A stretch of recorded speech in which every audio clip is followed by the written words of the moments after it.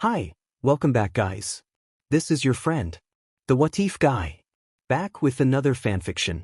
This is the first part of What If Issei Had Ultimate Alien Power.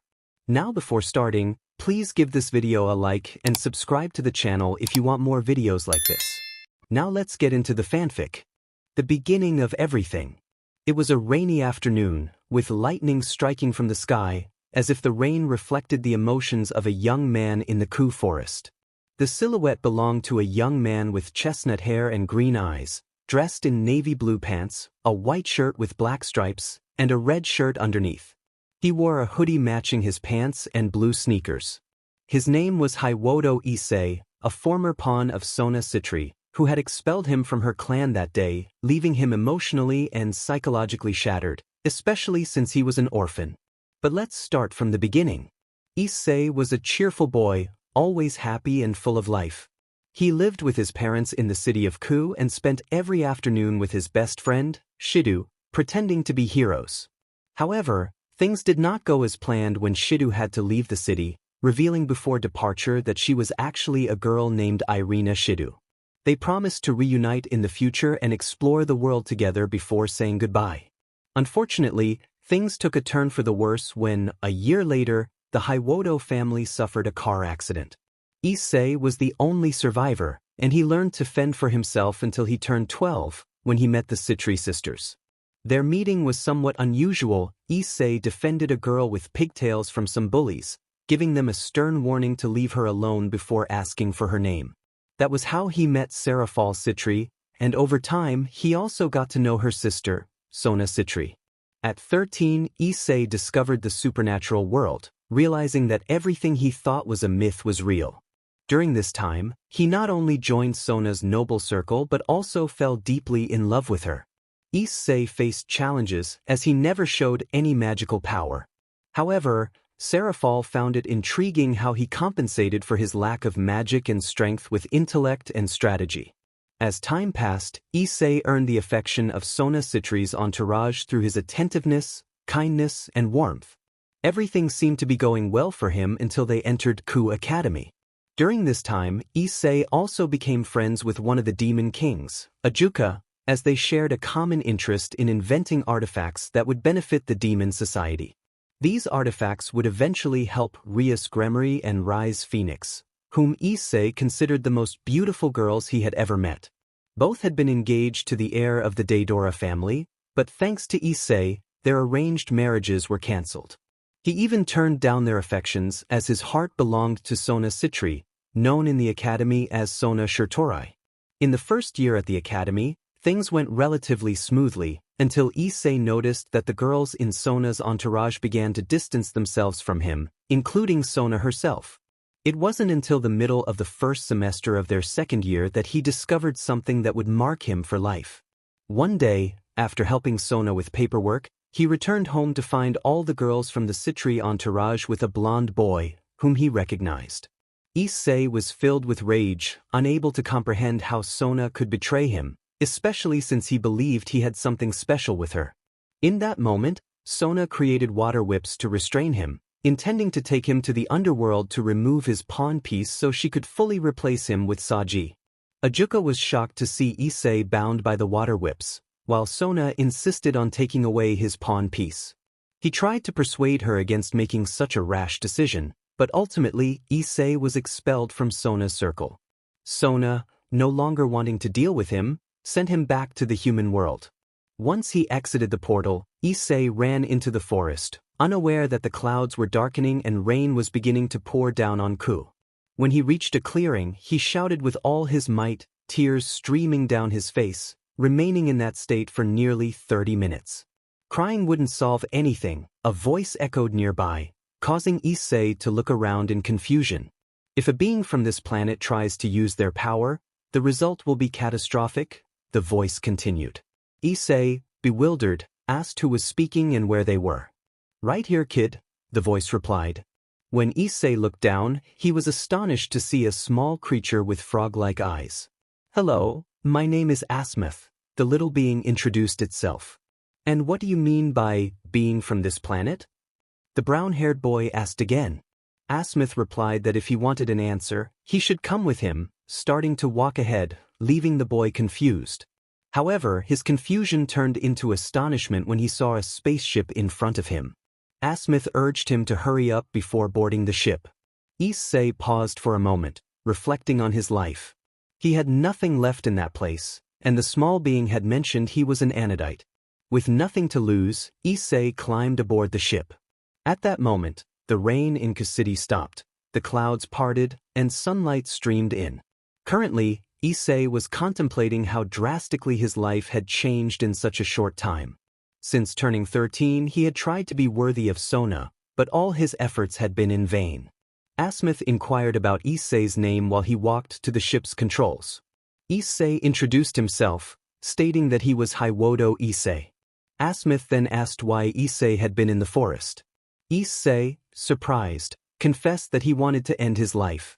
Asmith asked him why, and Issei explained that he had done everything to be worthy of the girls, despite lacking magical power. He had worked hard to be the person they deserved, but he was replaced without hesitation by the current sekiryuutei. Asmith listened, sensing the pain in Issei's words. Asmith then informed Issei to take a seat so he could prepare for takeoff. Issei complied and sat down. Once seated, Asmith initiated the launch, and the ship ascended from the ground, breaking through the atmosphere.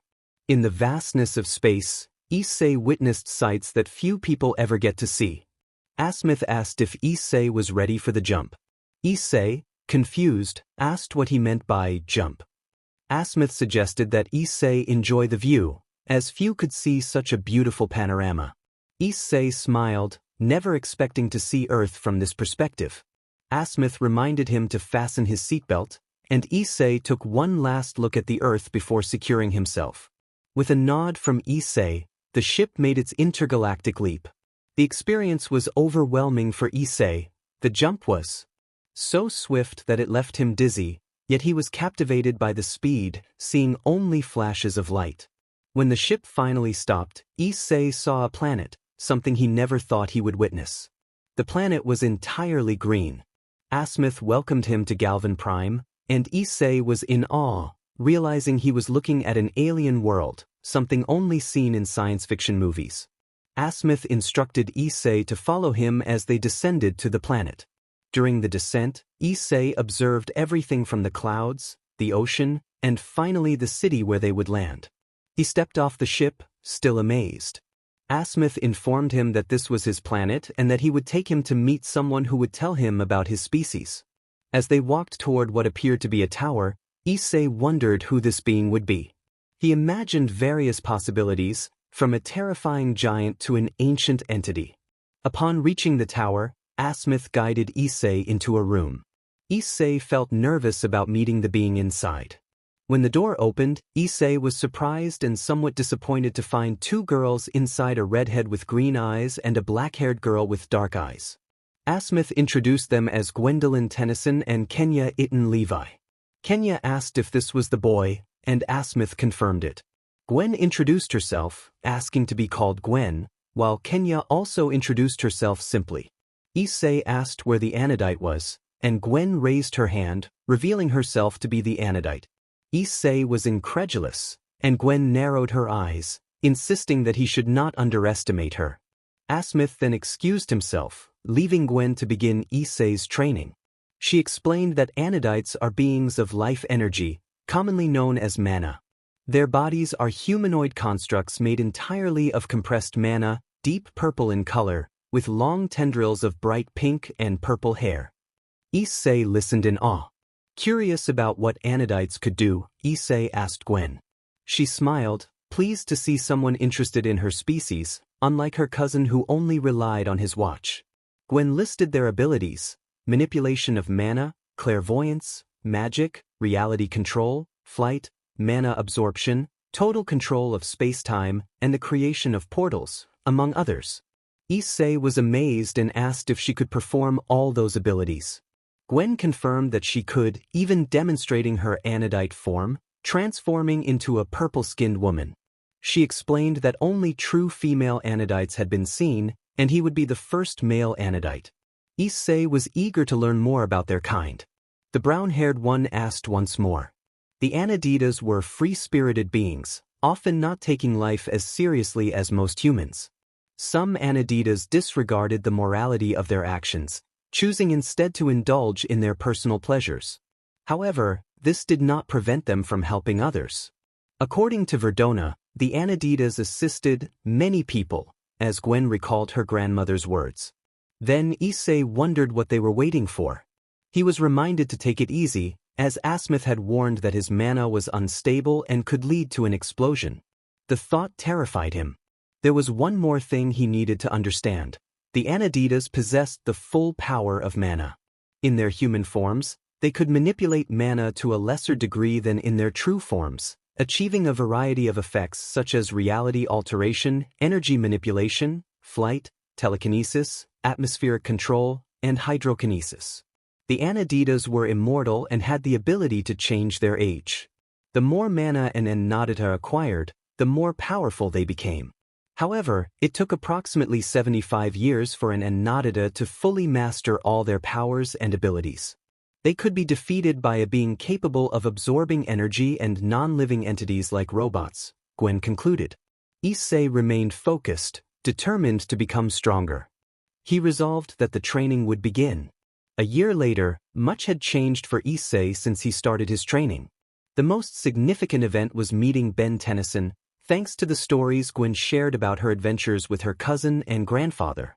Ben played a crucial role in helping Issei overcome Sona. It was not easy at first, but it was achievable. Additionally, Gwen and Kenya developed feelings for Issei, wondering why he had changed from being with Saji. Deep down, they were grateful to Sona and her group for deciding to share Issei, as Asmith had informed them that polygamy was practiced on Issei's planet.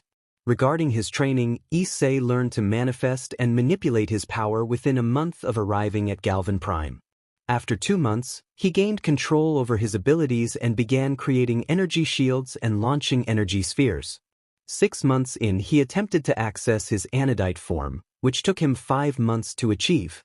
Gwen explained that in that state, he would be pure energy, requiring immense concentration. In the final month, he successfully accessed his anodite form through meditation, guided by Gwen to enhance his focus. However, controlling this form proved challenging, as he was now part demon, requiring him to adapt his demonic energy to the anodite form.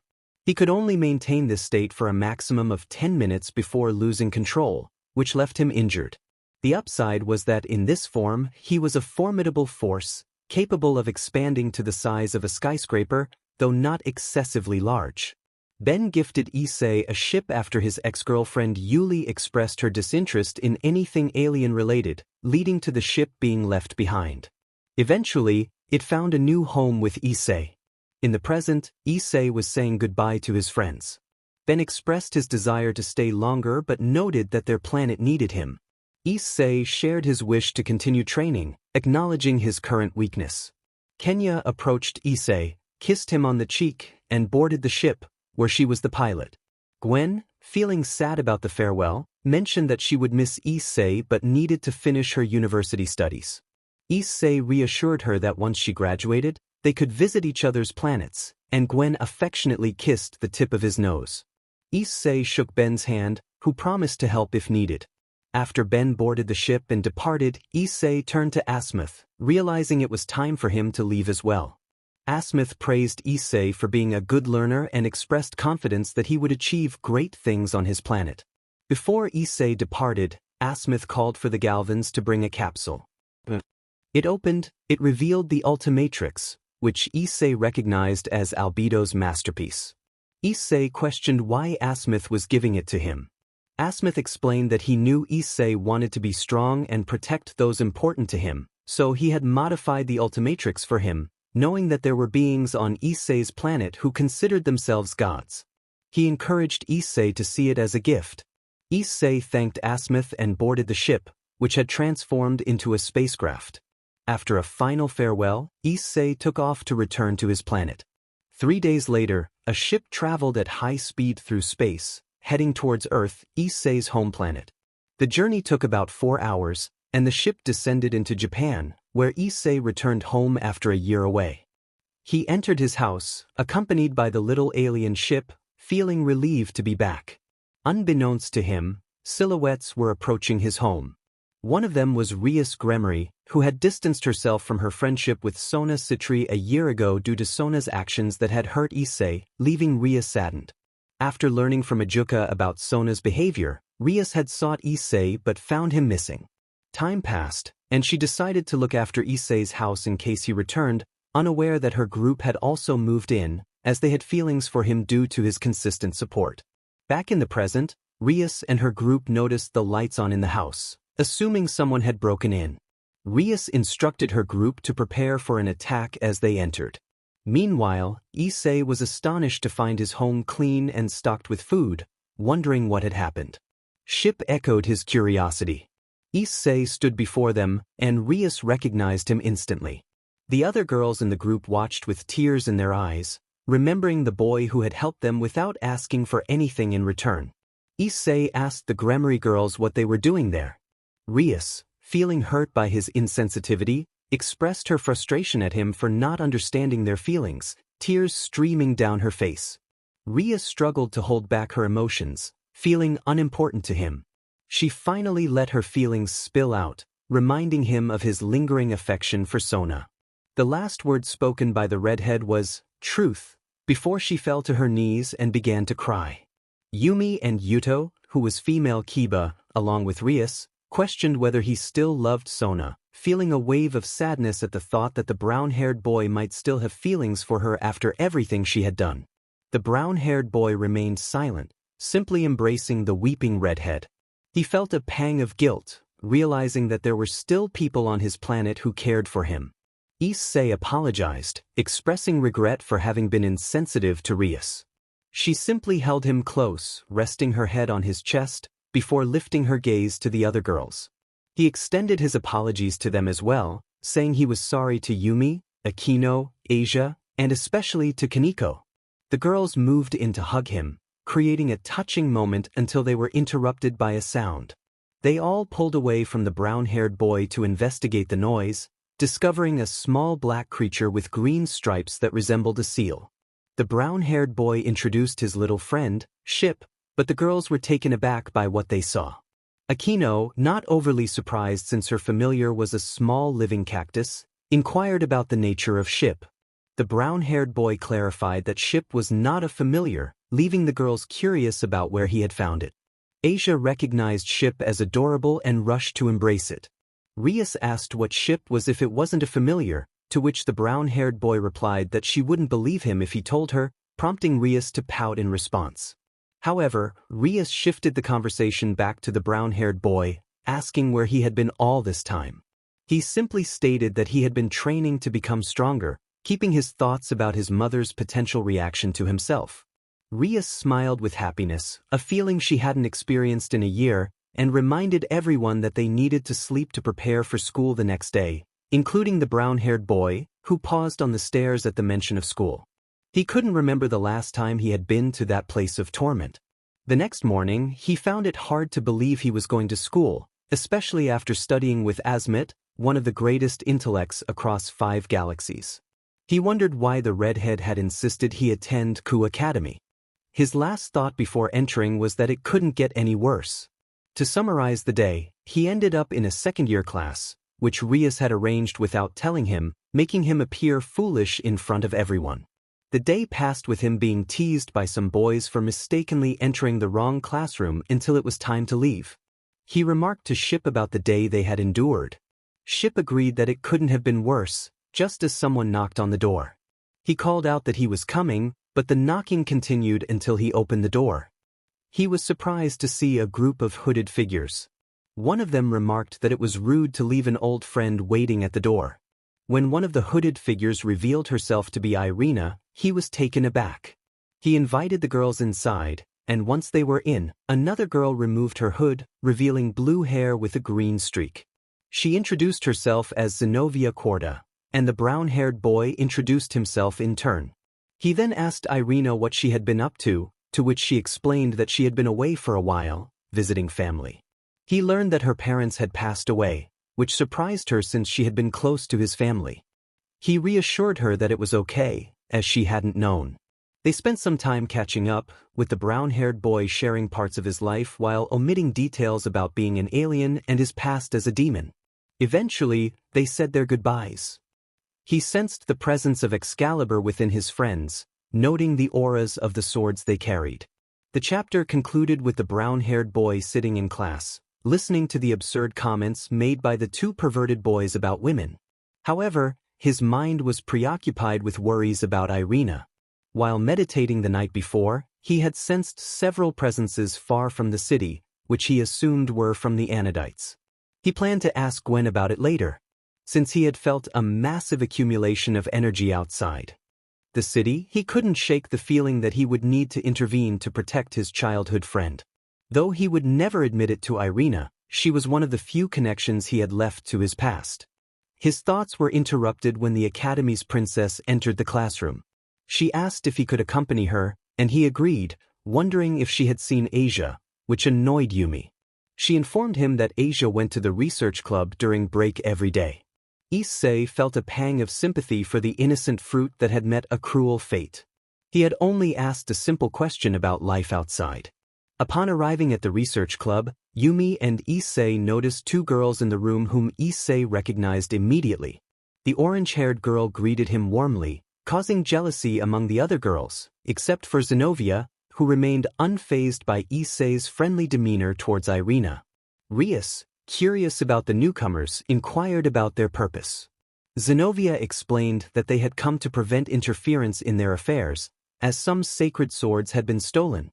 Rias assured them that she had no intention of getting involved, prompting Zenobia and Irina to prepare to leave. As they were about to exit, Issei noticed Ship emerging from his backpack. He urged Ship to be quiet, hoping to keep Zenobia from noticing him. The blue-haired girl, however, recognized Asia and confronted her, causing Asia to tense up as she wished to forget her past. When Asia admitted her identity, Zenobia drew her sword, threatening her dignity. Just as the situation escalated, a purple shield materialized, blocking Zenovia's attack. Everyone turned in surprise to see Issei surrounded by a purple energy, having created the shield with his own power. He expressed his frustration at Zenovia's reckless judgment, warning her that such actions would only create unnecessary enemies. Zenobia, undeterred, suggested they settle their differences through combat. Moments later, the exorcists found themselves at the back of the building, accompanied by Rias's entourage. Kaneko declared her intention to fight, but Issei reassured her, telling her not to worry and calling for Ship. Issei then faced Irina, who was surprised to learn he was a demon. She vowed to save him, preparing to attack with her sword. In response, Issei activated his armor, which formed around him, impressing the girls with its sudden appearance. Irina was amazed by the transformation, likening it to an advanced suit of armor. As the battle commenced, Issei launched energy blasts at Irina, who struggled to evade them. Meanwhile, Zenobia and Yumi exchanged blows, both impressed and challenged by each other's skills. Zenobia acknowledged Yumi's strength, but Yumi revealed her desire for vengeance against the priest responsible for her friends' deaths. Issei continued to evade Irina's attacks effortlessly, prompting her to express her frustration. He activated his repulsors and took flight, leaving Irina astonished. In a decisive moment, he unleashed a powerful energy blast that struck Irina, who was too fatigued to dodge. Zenobia, having wounded Yumi, suggested it was time for them to fight back. Just as the tension escalated, a magical circle appeared, and two dark-haired figures emerged, which Issei chose to ignore. He turned to Rias, seeking an explanation for the unexpected turn of events. Sona asked what was happening. Rias responded dryly that it was none of her business. Sona, feeling frustrated, confronted Rias about her indifference since she had distanced herself after getting rid of the brown-haired boy. Rias only spoke to her when it came to school matters. The brown-haired boy explained briefly that some exorcists had come to prevent them from interfering in their affairs. Sona thanked him, but Issei interrupted, saying it was enough. At that moment, a small alien emerged from the brown-haired boy's body. Sona was surprised to see the brown-haired boy, as he was the reason she had lost her friend and sister, who had given up the Sitri name after her parents approved of Sona's decision to part ways with him. This had caused Serafall to treat Sona with indifference. Sona demanded to know where Issei had been. He replied that he had something important to tell them. Zenobia, having already put away her sword, suggested they leave.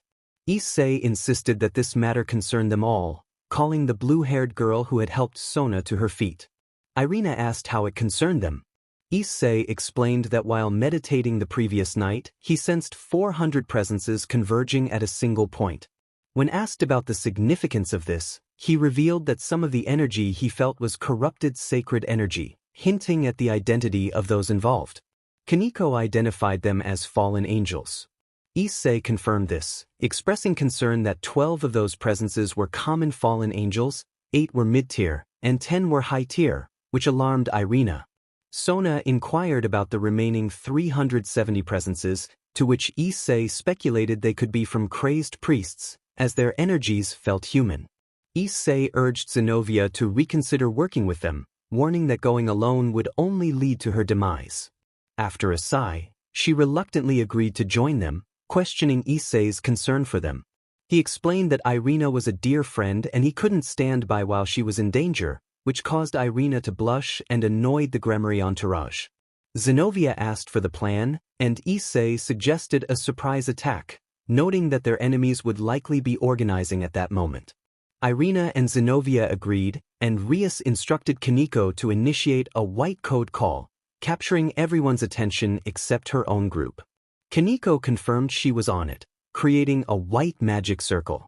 Sona asked whom Rias was calling, and Rias replied it was her best friend, surprising Sona that she had already been replaced.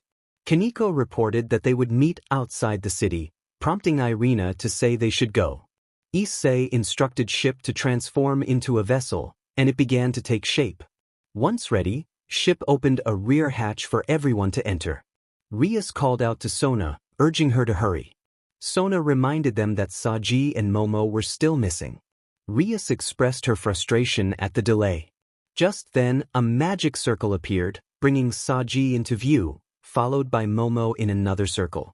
Sona greeted Saji, who apologized for being late, making a cheeky comment that caused Sona to roll her eyes. They boarded the ship, and Sona confirmed to Rias that everyone was present. Piloted the vessel toward the outskirts of the city. 5 minutes later, Saji remarked on the ship's speed, noting it would have taken them half an hour by car. Rias pointed out a group of women waiting for them.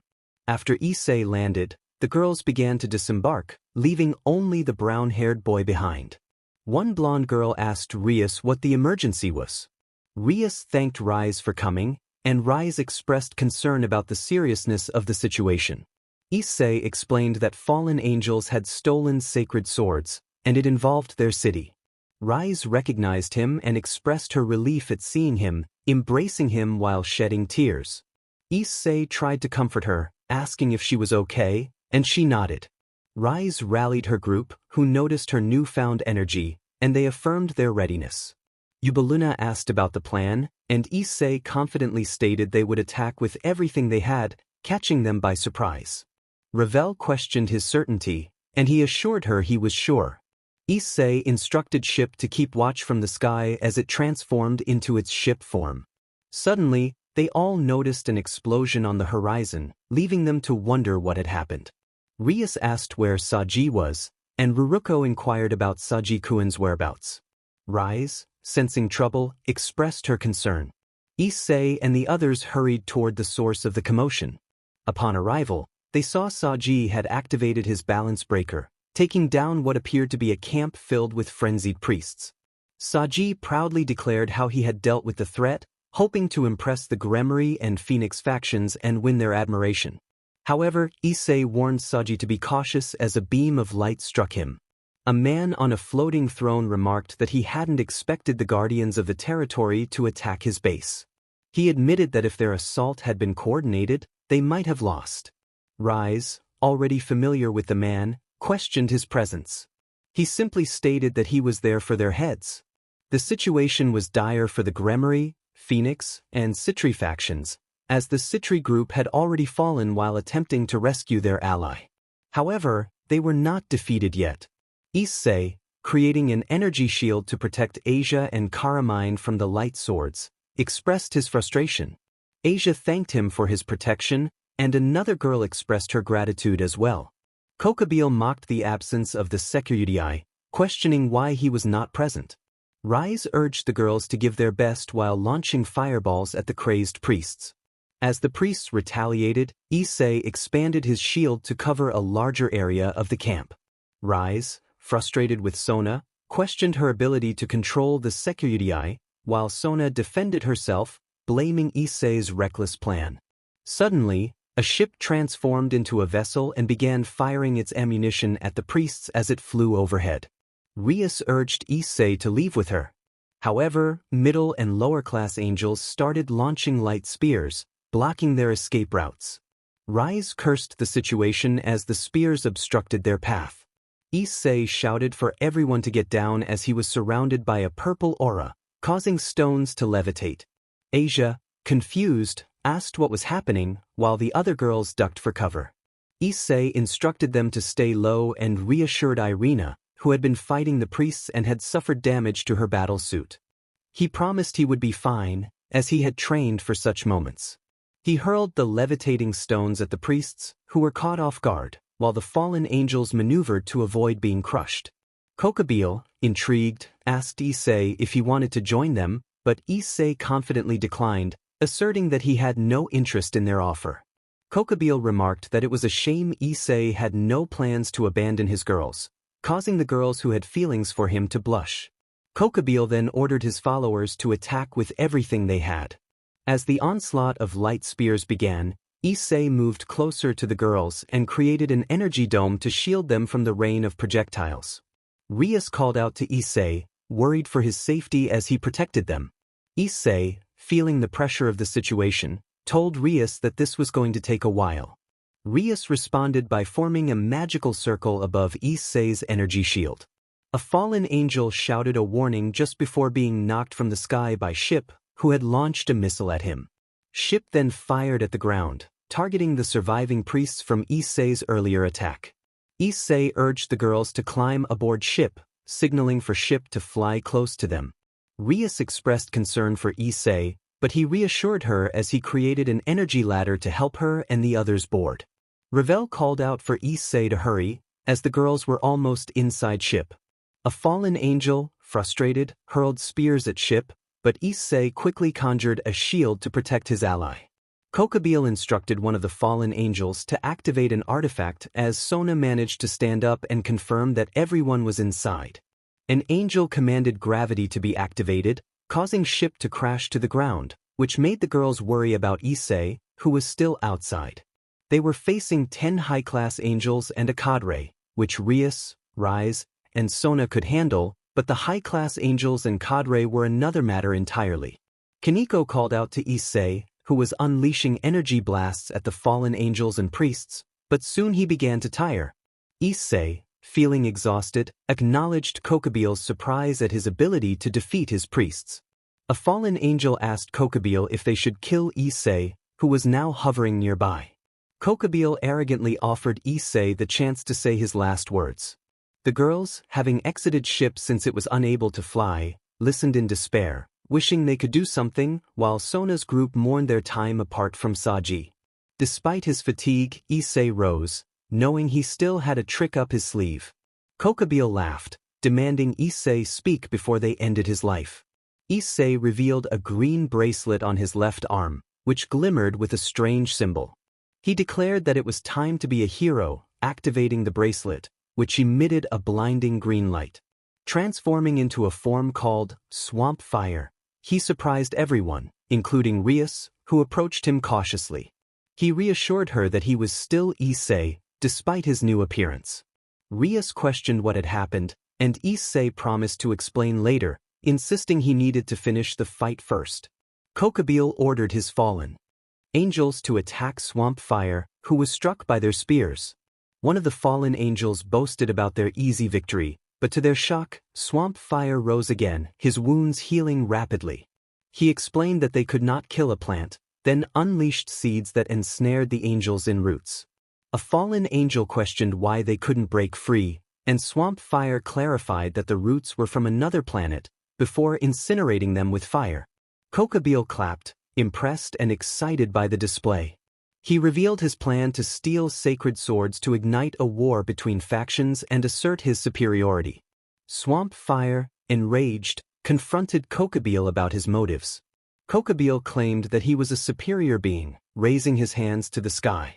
Meanwhile, the girls were astonished by the recent events, trying to comprehend Issei's transformation. Kaneko declared Issei her hero, pulling the others from their thoughts.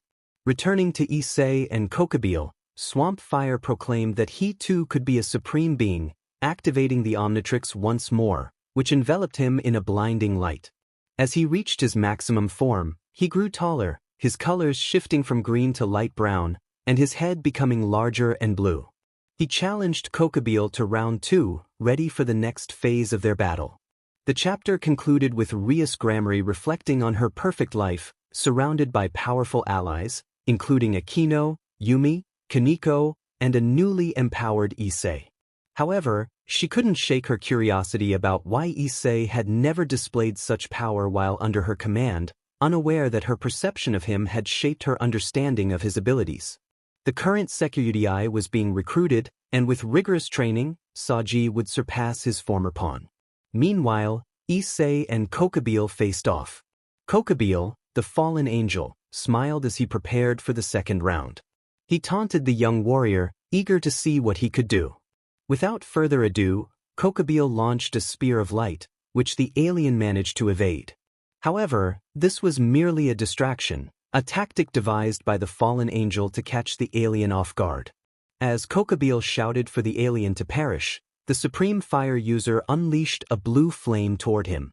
The alien, feeling insulted by the underestimation, questioned how they could think such a feeble distraction would bring him down. It was all the cadre could say upon seeing the damage and feeling the burns caused by the Supreme Swamp Fire. The alien responded that it was easy, explaining that this form of fire was more lethal than the previous one, which only served to anger the cadre, who felt it was obvious he had been underestimated. The cadre, frustrated, questioned if the alien was mocking him. Without a word, Kokabeel created light spears to attack the alien. However, midway through, Kokabeel noticed the alien extending its hand, from which a small blue projectile was launched toward the fallen angel. The resulting explosions caused Kokabeel to crash to the ground, 2 of his wings broken. The Supreme Swamp Fire declared that it was clear who held true supremacy, walking toward the cadre, who could barely remain conscious from the previous attacks. Kokabeel, with the last of his strength, admitted that he had underestimated the alien. The alien replied that no matter what Kokabeel had done, the outcome would have been the same, conjuring a blue fireball. The cadre, exhausted, pleaded for mercy, while Issei watched, contemplating whether to end his life. Suddenly, a voice echoed from the sky, commanding them to stop. Looking up, they saw a figure in white armor observing them. The Supreme Swamp Fire recognized the celestial dragon-bearer, Hakuryuku, who stated that he could not allow the cadre and his subordinates to be killed, as they still breathed despite their injuries. The alien acknowledged the Hakuryuku's keen observation and expressed interest in the peculiar form of the celestial dragon-bearer. The Hakuryuku was surprised that the alien had identified her as a girl. The alien suggested that he would explain later, but she had work to do. Realizing the urgency, the Hakuryuku turned as fallen angels appeared, taking their comrades on stretchers due to their burns. She vowed that they would pay for what they had done, but at that moment, the alien noticed Yumi approaching a priest who had been injured by Issei's attack. Yumi confronted the priest, accusing him of causing suffering to her friends. The priest, unbothered, dismissed her threats. Yumi warned him to enjoy what remained of his life, as he would soon suffer, and walked away, unaware that her sword had transformed. The Supreme Swamp Fire checked on Yumi, who assured him she was fine, and they both looked at Issei, who had transformed. Before they could discuss further, a magic circle appeared in the field, and from it emerged a red-haired girl accompanied by a silver-haired one, along with an army of demons. The red-haired girl confirmed she was fine, and her sister then focused on the strange creature before them. the silver-haired girl demanded the alien identify himself. Rias, with a teasing smile, questioned why her sister spoke to Issei that way. Sophie, surprised to see the alien before her, struggled to reconcile his appearance with her previous impressions. The alien greeted the girls, but before they could continue, 2 green flashes illuminated the area, revealing a brown-haired boy. Issei remarked on the power of the Omnitrix, feeling good to be an alien. Sophie embraced Issei, along with Griffia, who smiled at him. Rias suggested they should rest, and Rias agreed, supporting her friend. However, Sona interrupted, insisting they could not leave without understanding how Issei could do what he did, demanding answers from Rias, and their entourage, along with Sophie and Griffia, for asking something that no longer concerned them. Issei promised to explain the next day, expressing his desire to sleep. The girls formed a magic circle and departed for Issei's home, leaving Sona and her group frustrated for not getting the answers they sought. Outside the city of Ku, Sona Sitri gazed at the spot where her former best friend had left, questioning what she had done wrong. She felt that no matter her efforts, she could never surpass Rias, a thought that troubled her. Tsubaki, feeling sad as she looked at the mark of sekiryuutei on her arm, suggested they take Saji home to recover, pondering if she had made the right choice by standing by the blonde. Momo and Ruruko embraced Saji to transport him home, disappearing in a blue magic circle. Meanwhile, at Issei's residence, Sophie listened to Issei's explanation about being an alien, struggling to believe it. Issei insisted he was telling the truth, but the silence that followed suggested disbelief. Finally, Shuilan pointed out that since Issei had transformed into that green being, he likely wasn't lying. Yumi added that since he had ship and claimed it wasn't a family member, it was unusual for a family to act that way. Sophie clarified that she didn't doubt Issei, she was simply surprised. She concluded that if they existed, then aliens could too. Griffia made her point clear, questioning how strong the anodites were, as it took 75 years for them to control their powers. Ravel expressed her curiosity about this, prompting Issei to admit that he didn't really know. Sophie, concerned about the elders of the council wanting to control Issei, insisted that this information, like the Ultimatrix, must remain a secret. Sophie suggested they get some rest since the next day was open house at school. As she removed her horns, Issei was surprised, having always thought they were real. Griffia explained that Sophie enjoyed cosplay, causing Issei to sweat nervously. That night, the girls stayed over at Issei's house, sharing his bed. The following day at Kuo Academy, the open house was in full swing, where parents were invited to see their children's school life.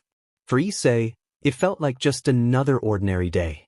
The teacher announced that the students would create a clay sculpture of whatever they wanted, handing out clay to everyone. Issei sighed, feeling bored as he pondered what to do with the clay. Suddenly, he recalled the sensation of being a swamp fire, feeling powerful in that moment, but his thoughts were interrupted by his teacher. The teacher noticed Issei's talent and commented on it, prompting Issei to look down and see that he had sculpted himself transformed into a swamp fire in a cool pose. Asia admired the sculpture, wishing her parents could be there to see her achievements. Later, Akino praised Issei's work, and Rias expressed her desire to keep the sculpture. Issei, feeling a bit disheartened, agreed, and Rias embraced him, understanding that he felt this way because his parents were no longer with him. Meanwhile, on the other side of the academy, 3 figures walked through the school grounds. The first was a man with black hair in a black suit, the second was a woman in a matching black dress, and the last was a girl with black pigtails dressed in a dark green skirt and shirt. This was Serafall, who had distanced herself from her family after learning about their plans regarding Issei. Back with Issei, Rias took him out to eat to lift his spirits, and it worked as they began discussing his experiences on Galvan Prime. However, Issei felt a connection to nature and excused himself to go to the bathroom. Akino noted that it was good to see Issei feeling better, while Rias planned to execute her scheme to help Issei forget about Sona. After leaving the bathroom, Issei bumped into a girl.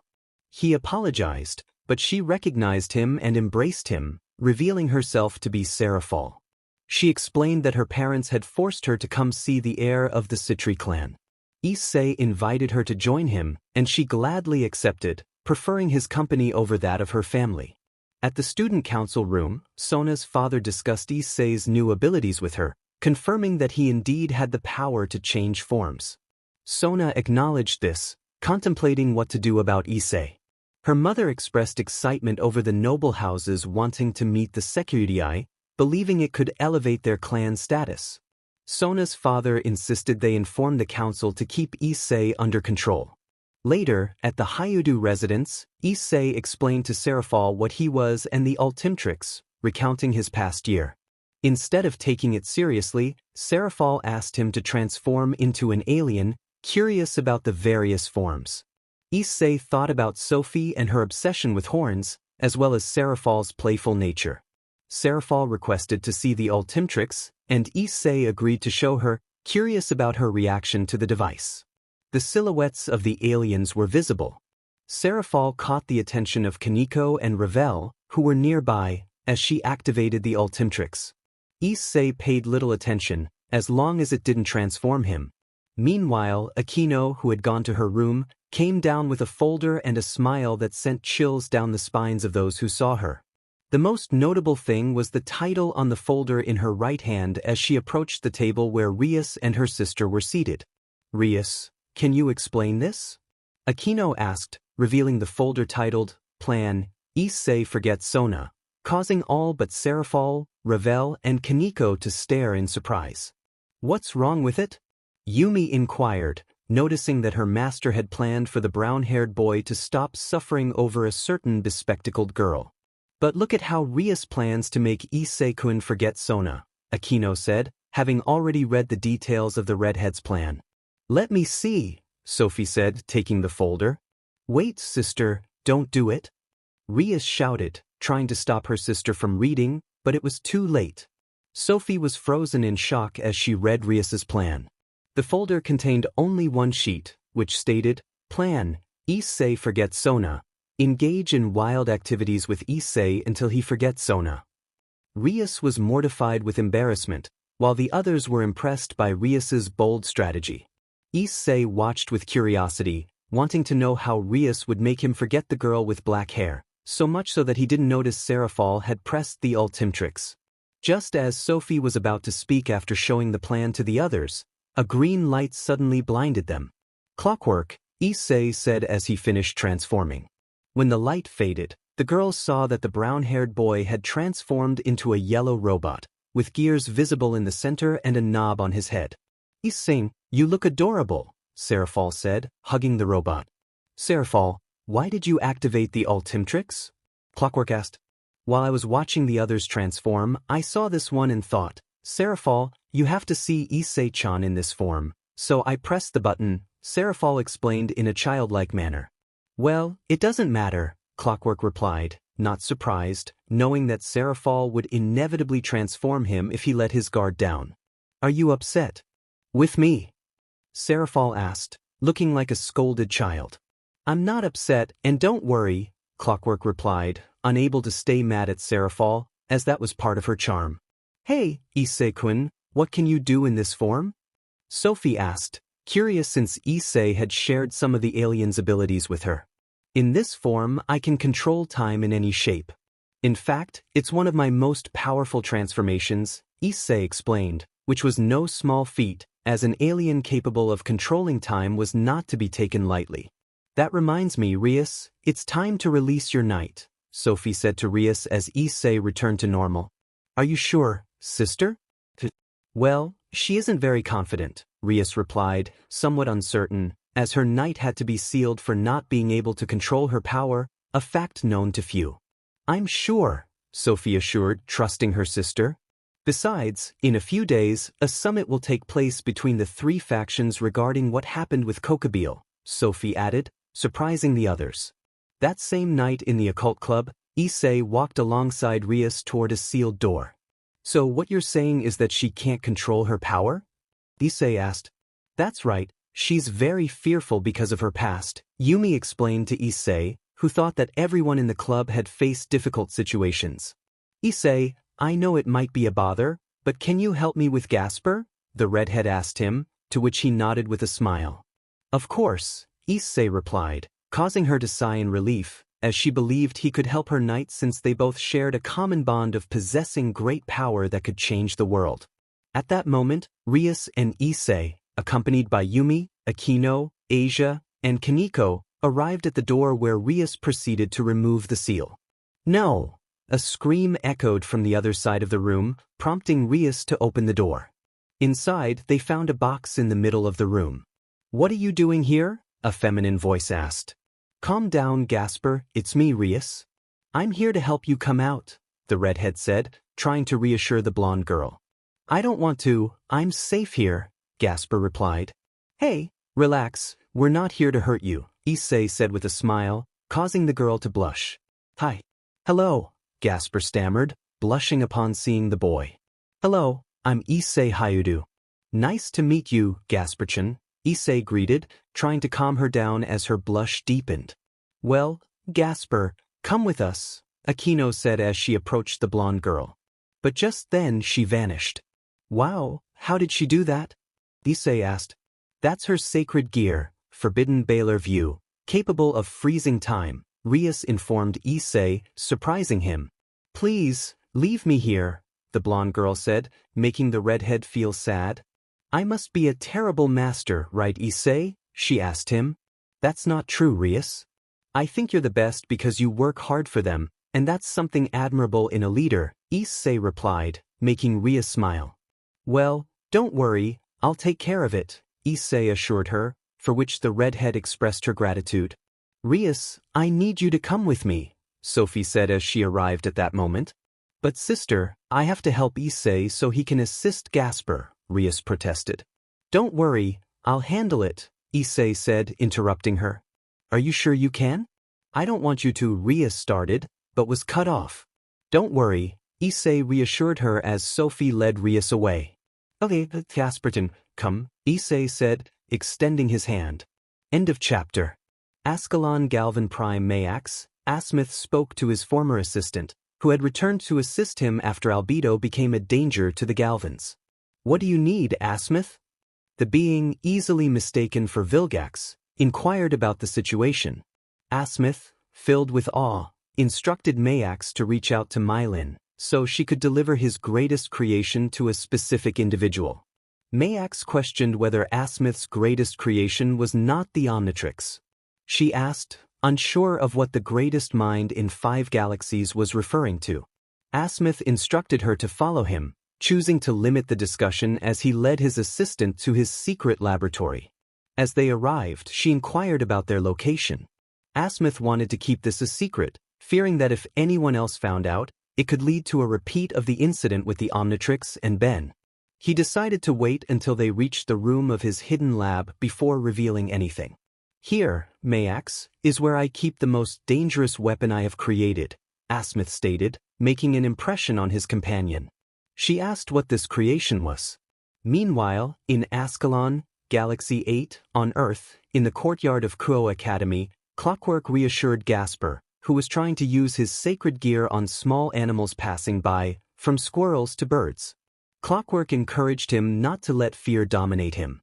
Gasper expressed concern about losing control of his power and harming the innocent creatures. Clockwork suggested they take a break before returning to Issei. Kaneko, observing Issei's attempts to help Gasper use her sacred gear correctly, encouraged him not to be discouraged. Issei explained that the psychological trauma Gasper had endured made her insecure. He handed her a soda he had bought earlier, and she thanked him while expressing her feelings of being a burden. Issei reassured her, asking her to at least activate her sacred gear. Gasper, however, hid in a nearby box, reluctant to comply. Issei reminded her that Clockwork was an expert in time manipulation and that she had nothing to worry about. Suddenly, a voice interrupted, and Issei turned to see Saji, a familiar blonde. Issei felt annoyed by Saji's presence and asked what he wanted. Saji mentioned hearing that the research club had a blonde girl, further irritating Issei. The two exchanged jabs, with Issei standing up to confront Saji. Saji arrogantly reminded Issei of his status, claiming to be in front of the weakest sekiryuutei in history. Issei retorted, pointing out that Saji had yet to move him. Saji, frustrated by the lack of respect, activated his balance breaker, declaring he would prove himself superior. As Issei activated the Ultimatrix, a blinding green light enveloped him. When it faded, he transformed into a being resembling blue stone and green diamond. Drake warned Saji not to underestimate Issei in this form, but Saji ignored the advice. Kaneko watched from a distance, concerned for Issei's safety. Gasper was amazed by Issei's transformation. Saji, now empowered, launched a punch surrounded by draconic energy at Issei. The impact created a cloud of smoke, and Saji boasted about his superiority. As the smoke cleared, Issei stood unharmed, revealing the strength of his form. He explained that his material was one of the strongest in the universe, rendering Saji's attack ineffective. With a swift punch, Issei sent Saji to his knees, mocking him for his defeat. Saji, frustrated, tried to provoke Issei by mentioning his relationships with girls. Kaneko and Gasper supported Issei, and he dismissed Saji's taunts, focusing instead on the fight. Issei transformed again, becoming a larger and stronger version of himself, ready to demonstrate his true power. Sef felt a wave of fear wash over him as Issei's new form towered over him. He tried to assert his own power, but Issei's presence was overwhelming. As Issei prepared to unleash his strength, Saji realized he was outmatched. Meanwhile, on Galvan Prime, Asmith provided Mylin with coordinates to a planet. She expressed her understanding and determination not to fail him again. Mayax questioned why Asmith was sending his greatest weapon with Issei Hiwoto. Asmith replied that he had a feeling about it, and this would also prevent others from seeking Ascalon.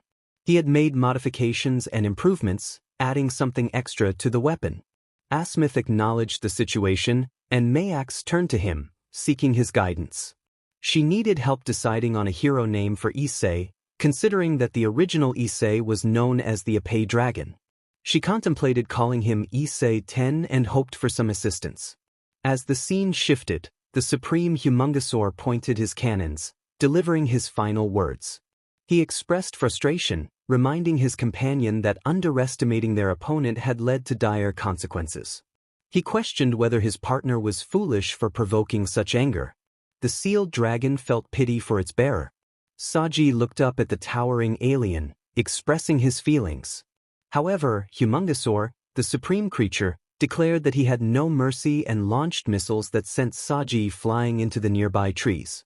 Emerging from the smoke created by the explosions, Saji activated his boosters to regain his footing. The dragon informed him that the boosters were no longer responding, causing Saji to panic about his safety.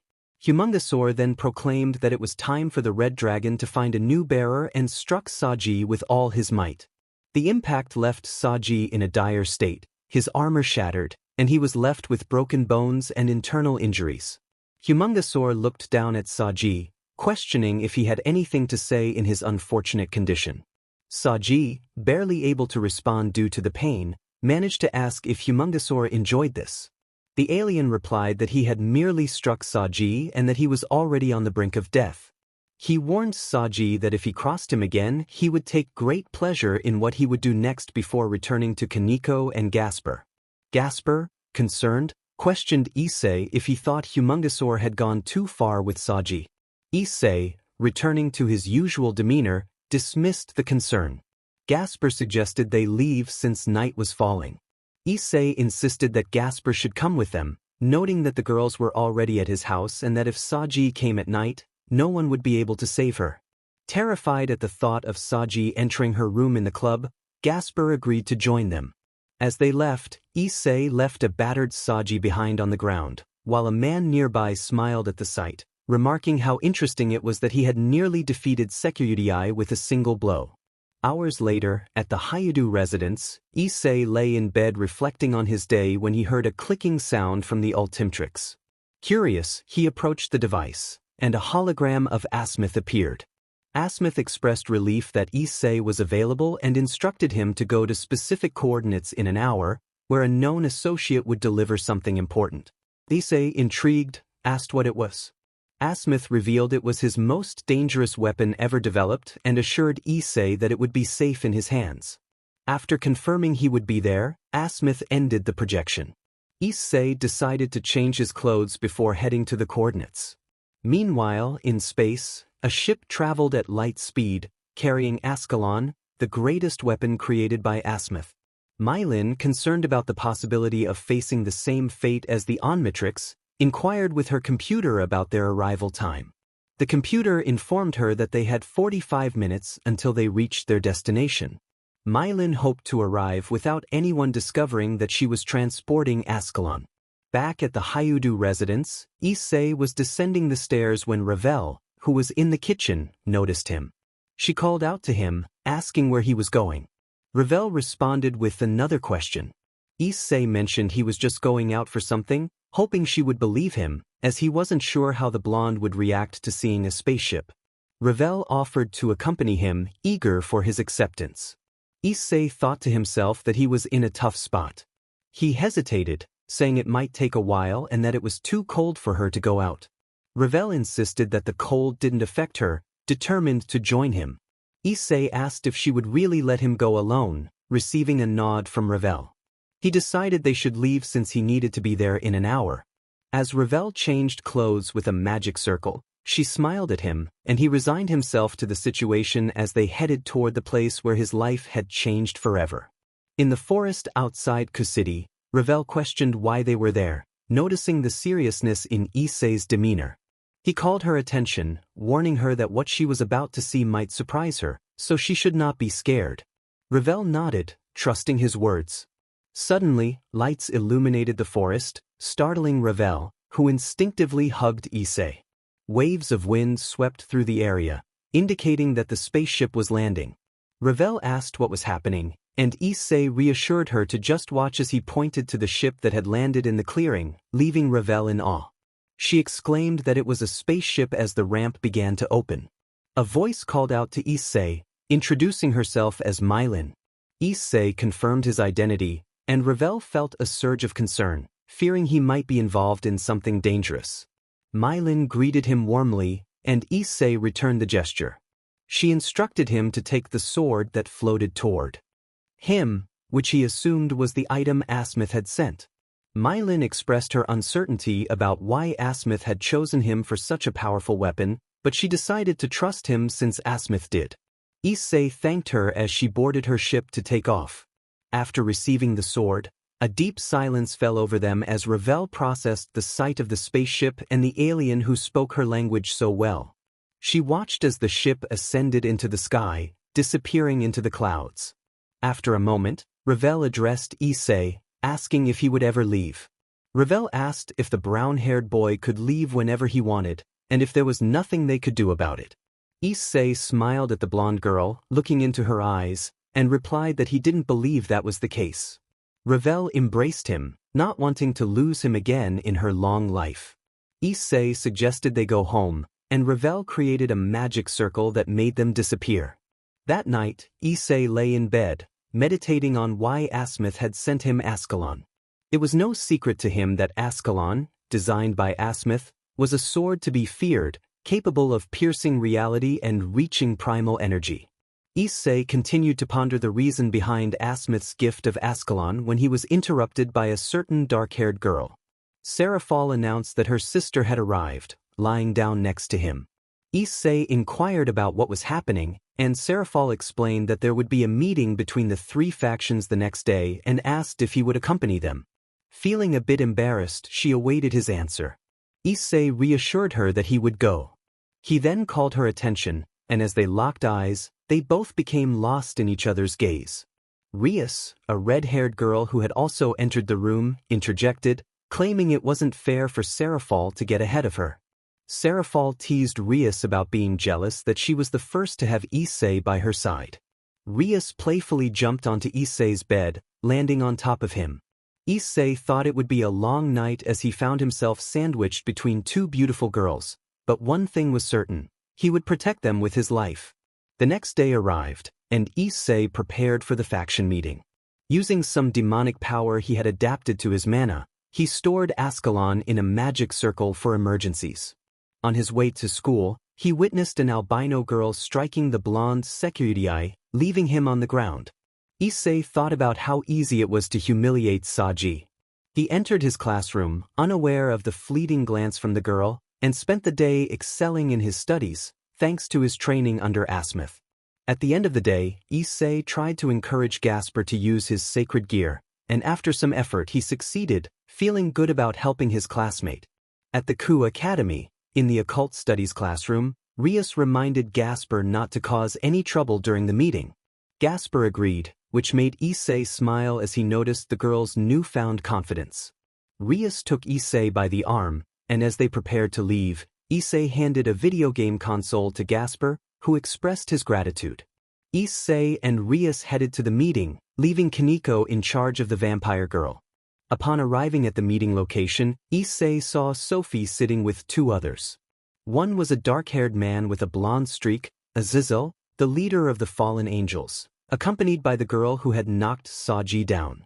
The other was a blonde with a halo, Michael, chosen by God to represent the angels, along with his childhood friend Irina and companion Zenobia. Lastly, Sophie and Serafall represented the demons. The Sitri, Phoenix, and Gremory factions, who had faced Kokabeel, were also present. Azazel began the meeting, stating that they needed to hear the events that had transpired. Michael looked at his bodyguards and the faction leaders as Rias recounted the incident with Kokabeel, omitting the detail of Issei's transformation to defeat the cadre. Rise Phoenix confirmed Rias's account as a witness, along with Sona. Azazel was asked if he had anything to say, and he defended himself by claiming he had not known what Kokabeel was doing and had let him roam freely. Michael questioned why Kokabeel had acted that way, and Azazel speculated that he was dissatisfied with the outcome of the ancient war. He then glanced at Issei, who felt uncomfortable under the scrutiny. Azazel shifted the conversation back to the purpose of the meeting, asking if there would be peace among the three factions. Michael stated that their father had deemed the matter unimportant, leaving the decision of forming an alliance to them. Azazel confirmed that they would also join the alliance, and Sophie agreed, affirming their participation. Serafall concluded by stating that the purpose of the meeting was to hear opinions from those who might oppose the alliance, specifically addressing the current Hakuryuku, the sekiryuutei, and Issei. The albino girl expressed that as long as there were opponents to face, she was fine with the alliance. Saji added that he had no problem as long as he could have more women for himself. Azazel turned to Issei, asking for his opinion. Issei was taken aback, questioning why he was being asked. Azazel pointed out that Issei had acquired different forms to defeat a cadre and 7 of his subordinates, 3 of whom were under mental control. Issei felt a pang of guilt for harming 3 innocent fallen angels. Azazel then revealed their names, Ryanair, Calaworn, and Mytel. He explained that he was asking because Issei had nearly defeated the current sekiryuutei in one blow with that green form, surprising some and angering others. Before anyone could respond, time suddenly stopped, and the chapter came to an end. Moments before in the research club, after Issei and Rias left the room, Gasper began to play the console that Issei had given him, while Kaneko started reading a book and snacking. Out of curiosity, Gasper glanced at what his friend was reading. The title of the book was The Secrets to Winning a Man's Heart, and it was a short read, no more than 18 pages. Everything seemed normal for the two girls until Kaneko sensed something. She warned Gasper not to move, causing him to hide inside a box for protection. In a swift motion, Kaneko grabbed the box and started to run. Just as she exited the room, an explosion occurred behind her. Kaneko found herself surrounded but kept the box close. With no other choice, she began to fight to prevent the mages from capturing her companion. Despite her efforts, she was inevitably overpowered and restrained to prevent her from intervening while the mages forced Gasper to use the room of his sacred gear. Back at the meeting, most of those present had been frozen, except for Sona's entourage. Due to the mark of sekiryuutei, the leaders, Rias and Issei, remained unaffected, as Issei still maintained his human form for some reason. The voice of Kateria welcomed the faction leaders, and Sophie recognized her. Serafall questioned Kateria about her motives. Kateria responded that she had come to reclaim what was rightfully hers, dodging an attack from a brown-haired mage. She taunted Issei, who retaliated by stating that he had launched the attack to prove his involvement. Cat Area cursed him, preparing to attack, but Azazel intervened just in time. Azazel remarked on the mages attacking them and suggested Valeri should join the fight. Valeri activated her sacred gear and transitioned into her balance breaker. Azazel, with his eyes fixed on Cat Area, assured everyone that he could handle her. He then launched an attack against the dark-haired demon, revealing an impressive artificial sacred gear that astonished the onlookers. As fallen angels, demons, and angels clashed with the mages, Rias instructed Sophie to go save Gasper. Rias nodded and used a reverse transportation spell with the piece of cavalry she had in the club. Once transported back, Issei and Rias searched for Kaneko and Gasper, running until they found them. They witnessed the mages doing something to Gasper. Gasper pleaded with Issei to end his suffering, realizing the trouble he had caused for his master and friends. In a desperate attempt, Issei offered his blood as a last resort, wounding himself and letting his blood flow to Gasper. Hesitant at first, Gasper decided to trust Issei and drank his blood. Feeling a surge of power, Gasper exclaimed as he absorbed Issei's blood and deactivated his sacred gear. Issei, surprised, wondered how he had known Gasper could do that by drinking his blood. Rias looked at the brown-haired boy with curiosity. Issei replied that he would explain later as he left the club alongside Rias, Kaneko, and Gasper. Once outside, they witnessed Azazel sacrificing his arm while engaging in a reckless battle. Azazel thought to himself that he still needed improvements as he observed his artificial sacred gear. Suddenly, they saw Valeri attacking Azazel from behind, causing him to fall to the ground and create a crater. Azazel, getting back on his feet, expressed his disbelief at Valeri's sneak attack. Valeri responded that this side was more entertaining. Azazel inquired if she was doing this to reclaim what was rightfully hers, which puzzled Sophie. Valeri introduced herself as Valeri Lucifer, revealing her demon wings, astonishing everyone with her declaration. She boasted that her very existence was a miracle, unaware of the implications of her words. Azazel noted that she was the strongest Hakuryuku in history. Valeri taunted Saji, suggesting that the sekiryuutei was weak, provoking him into a fight. Saji, eager to prove her wrong, activated his balance breaker and charged at her. Ultimately, he was defeated and humiliated in front of the three factions, having neglected his training. Valeri expressed disappointment and questioned Issei's inaction. Rias pleaded with Issei not to fight, while Kaneko pointed out that it was not the same to face a Hakuryuku. Valeri provocatively suggested that she might have to eliminate Rias and Kaneko to get Issei to attack. Issei, feeling compelled to protect the girls, declared that he could not live in a world without them and needed to teach Valeri a lesson about messing with those he cared for. Valeri found Issei's determination endearing but warned him that he would need to transform to defeat her. Issei agreed, activating the selector of the Ultimatrix and declaring it was time to be a hero as he transformed. In his alien form, he surprised everyone present, positioning himself protectively in front of Rias, Gasper, and Kaneko. Valeri had expected him to use the form that had defeated Kokobile. Issei reassured her that there was more where that came from as he unleashed a fire blast at the remaining flying mages. Albion's voice echoed, attempting to divide the power of the fire blast aimed at them. The blast struck Valeri directly, shocking everyone that the Hakuryuku could not divide the fire. Valeri, recovering from the attack, questioned Albion about what had happened. Albion, equally surprised, admitted he did not know why he could not divide the attack.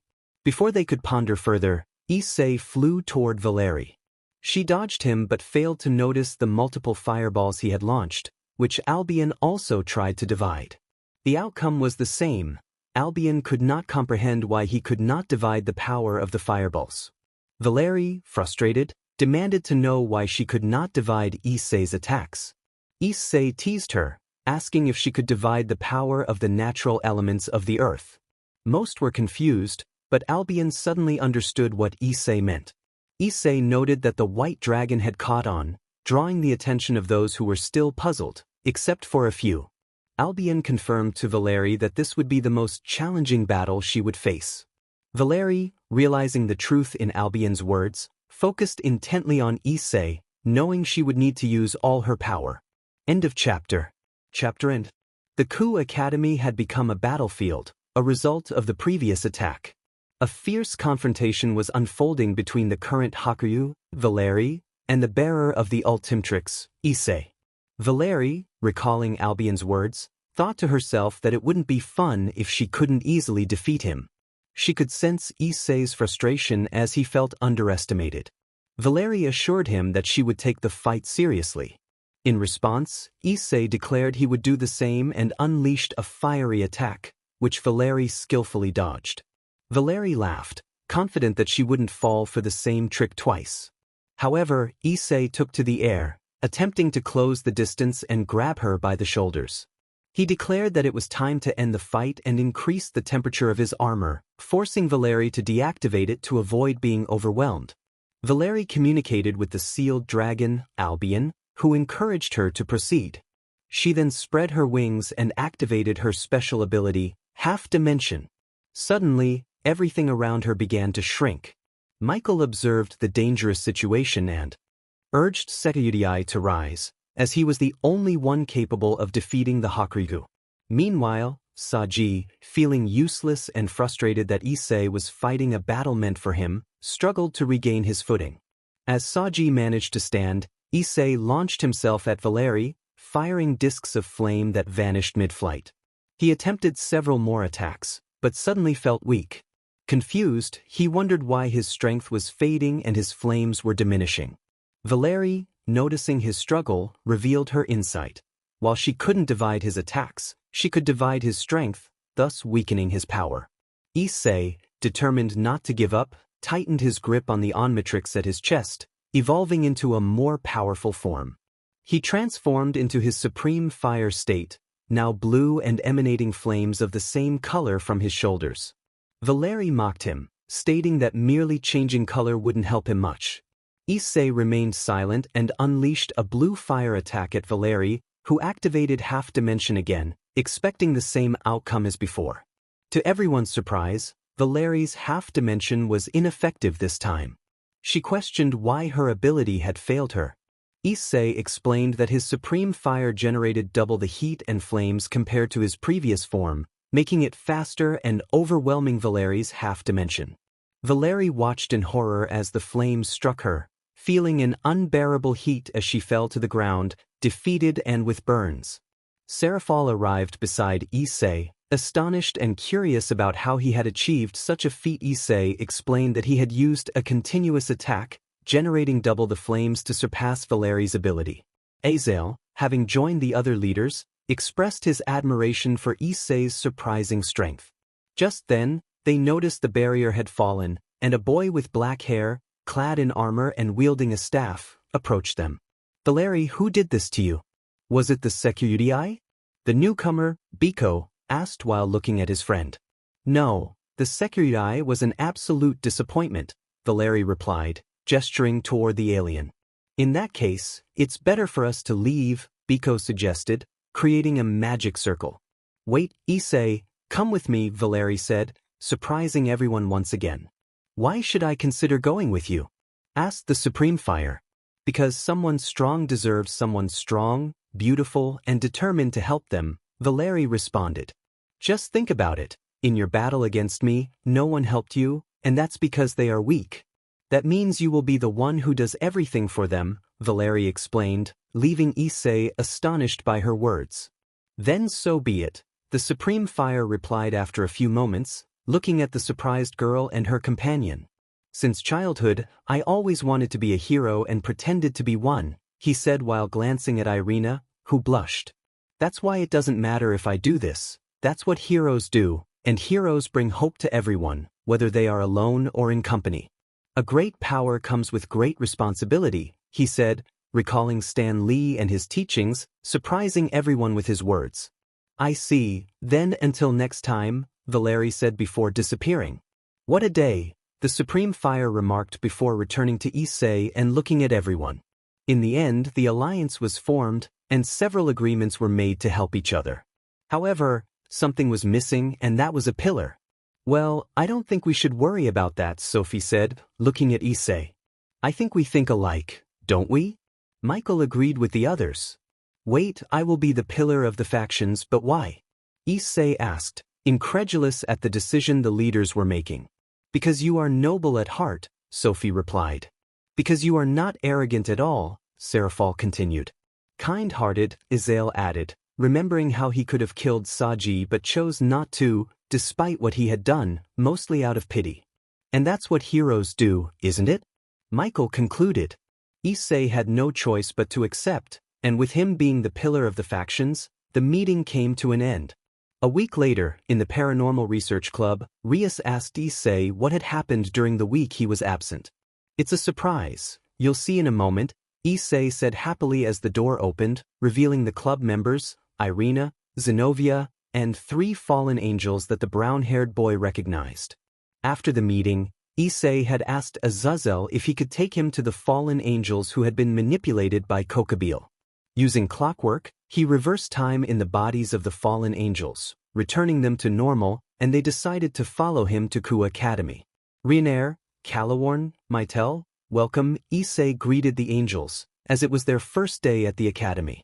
Issei-senpai, Kaneko said, sitting on the brown-haired boy's lap. Well, Issei, what happened this week that you didn't come? Akino inquired about Issei's absence. Let me show you, Issei said, projecting a video. Everyone was impressed by Issei's song. It's the promotional song for my series, he said, feeling a bit embarrassed. Wait, a series? Yumi asked. Yes, Serafall insisted on the idea, and in the end I was convinced, so I contacted some friends, and we played the song, Issei explained. And what do they call you now? Rias asked. Issei Ultimate Alien, he replied, sharing the name by which the factions would know him. Who are they? Gasper asked, looking at the video again. The drummer is Nofomi, the bassist is Tuya, and the other guitarist is Shin. They are friends from middle school, Issei explained. Well then, let's celebrate, Rias said, taking Issei with her while the others followed, playfully demanding that Rias let go of Issei's arm. This is uncomfortable, Issei thought, being squeezed between the bodies of Serafall, Rias, and Rise, as they were all hugging him tightly, not allowing him to breathe. One thought crossed his mind, if I have to die like this, so be it. Fortunately for him, the girls had awakened. Good morning, Issei, Serafall said, rubbing her eyes. Good morning, Issei-kun, Rise greeted as she woke up. Good morning, Issei, Rias said last. He returned the greeting to the 3 girls in the bed. Well, we need to get ready for the last day of classes, Rise said to the red-haired girl, who nodded. A few hours later, Issei was at school during break time in the occult club, looking out the window at the sky. Sigh, Issei thought to himself, stop thinking about Sona. She made it clear that she no longer wanted me. He remembered with sadness the black-haired girl. Besides, as Ben said, when one door closes, more will open. Plus, I now have Rias, Rise, and Serafall, he thought, feeling a bit more positive about his life. Looking at the Ultimatrix, he realized that if that hadn't happened he wouldn't have any of the good things he now had. With that in mind, he headed to his classroom. Upon arrival, he saw the perverted duo talking to the most perverted girl, Aika Kiryu, who was just as mischievous as they were.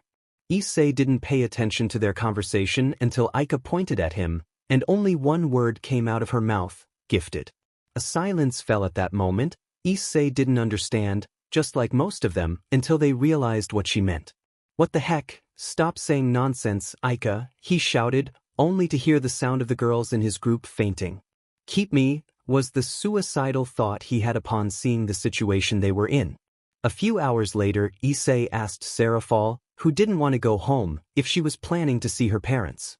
It's not that I want to, it's because the Sitri patriarchs demand that I go see them, she replied, annoyed by how her parents were and especially by what they had done to Issei. Listen, Serafall, I know you hate your parents for what they did to me, but they are your parents, and I don't want you to fill yourself with hatred. Issei gently held the shoulders of the dark-haired girl, expressing his feelings. He understood her sadness as she mentioned how Sona had removed him from her circle and the unfortunate events surrounding sekiryuutei. Issei reassured her that he would give anything to have his parents back and didn't want her to lose hers due to their choices. She suggested that there was an alien capable of changing reality, asking why he didn't revive them. Issei responded with a hint of humor, explaining that it was out of respect for the deceased and the complications of explaining such actions to a higher power. She agreed to try but wasn't sure of the outcome. Issei reminded her that she needed to join them, as she was a pillar of their factions. However, he had plans to spend his vacation on Galvan Prime, which disappointed her as they were forming an alliance with Asgard during that time. The next morning, Issei was traveling on a magical train to the underworld, accompanied by the Gremory and Phoenix factions along with Serafall. After a few hours, he contemplated visiting his friend Ajuka to pass the time.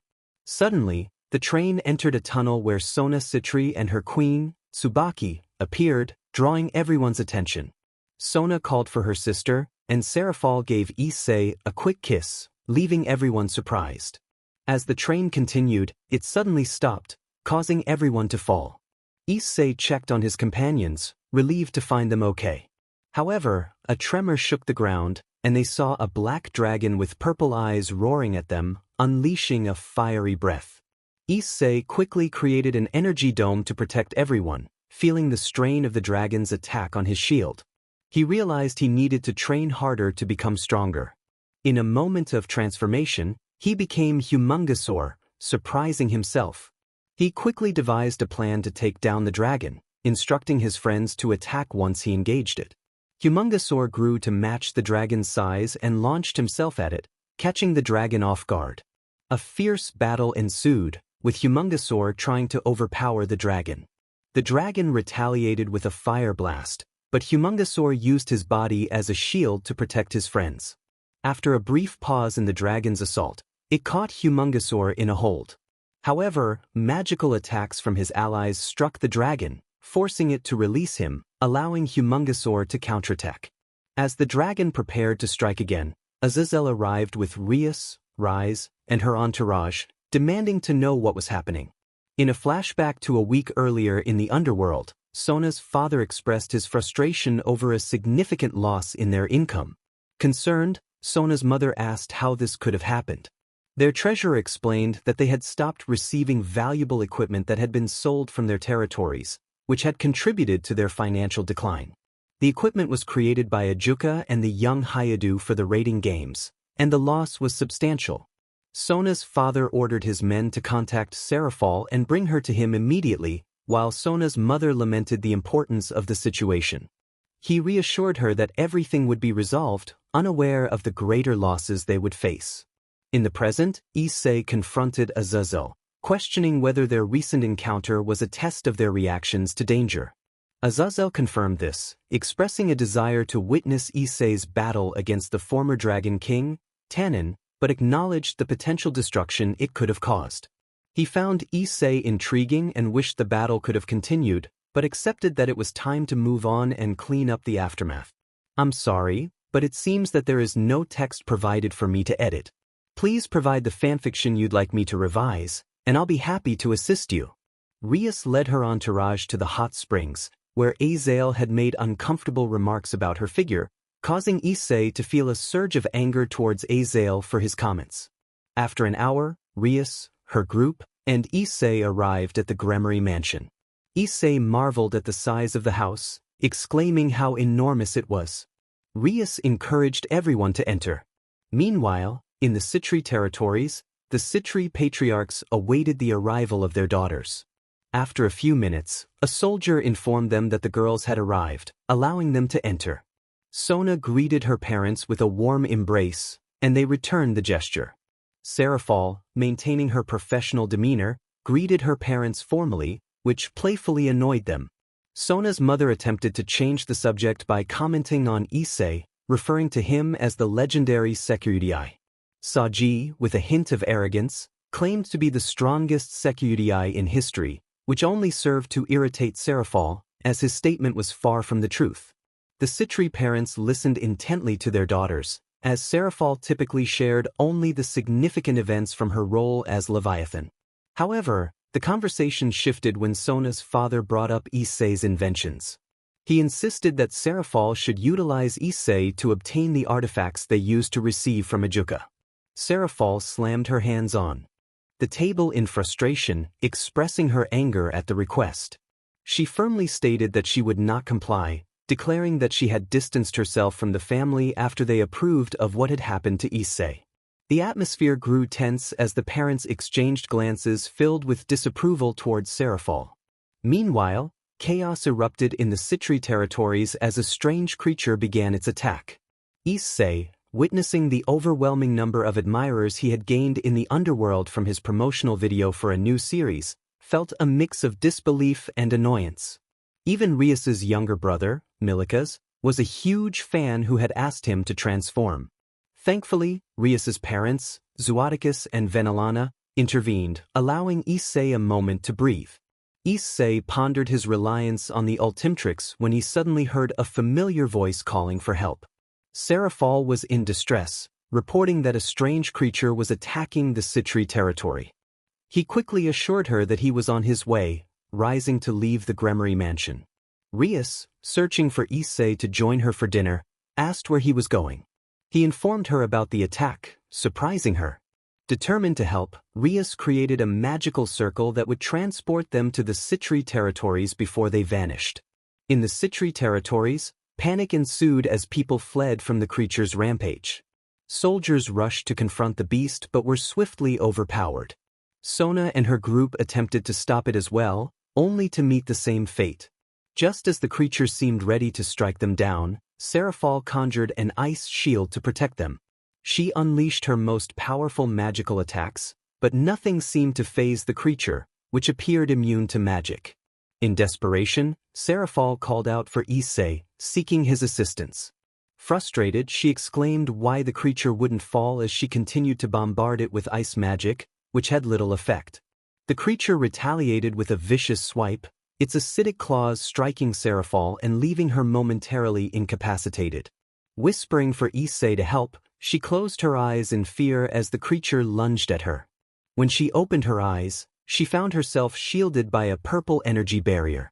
Spikes emerged from the shield, forcing the creature to retreat. Serafall scanned the area for Issei, knowing he was the only one capable of such magic. She spotted him atop a nearby building, alongside Rias, offering her a reassuring smile. Relieved, Serafall remarked on how long Issei had taken to arrive.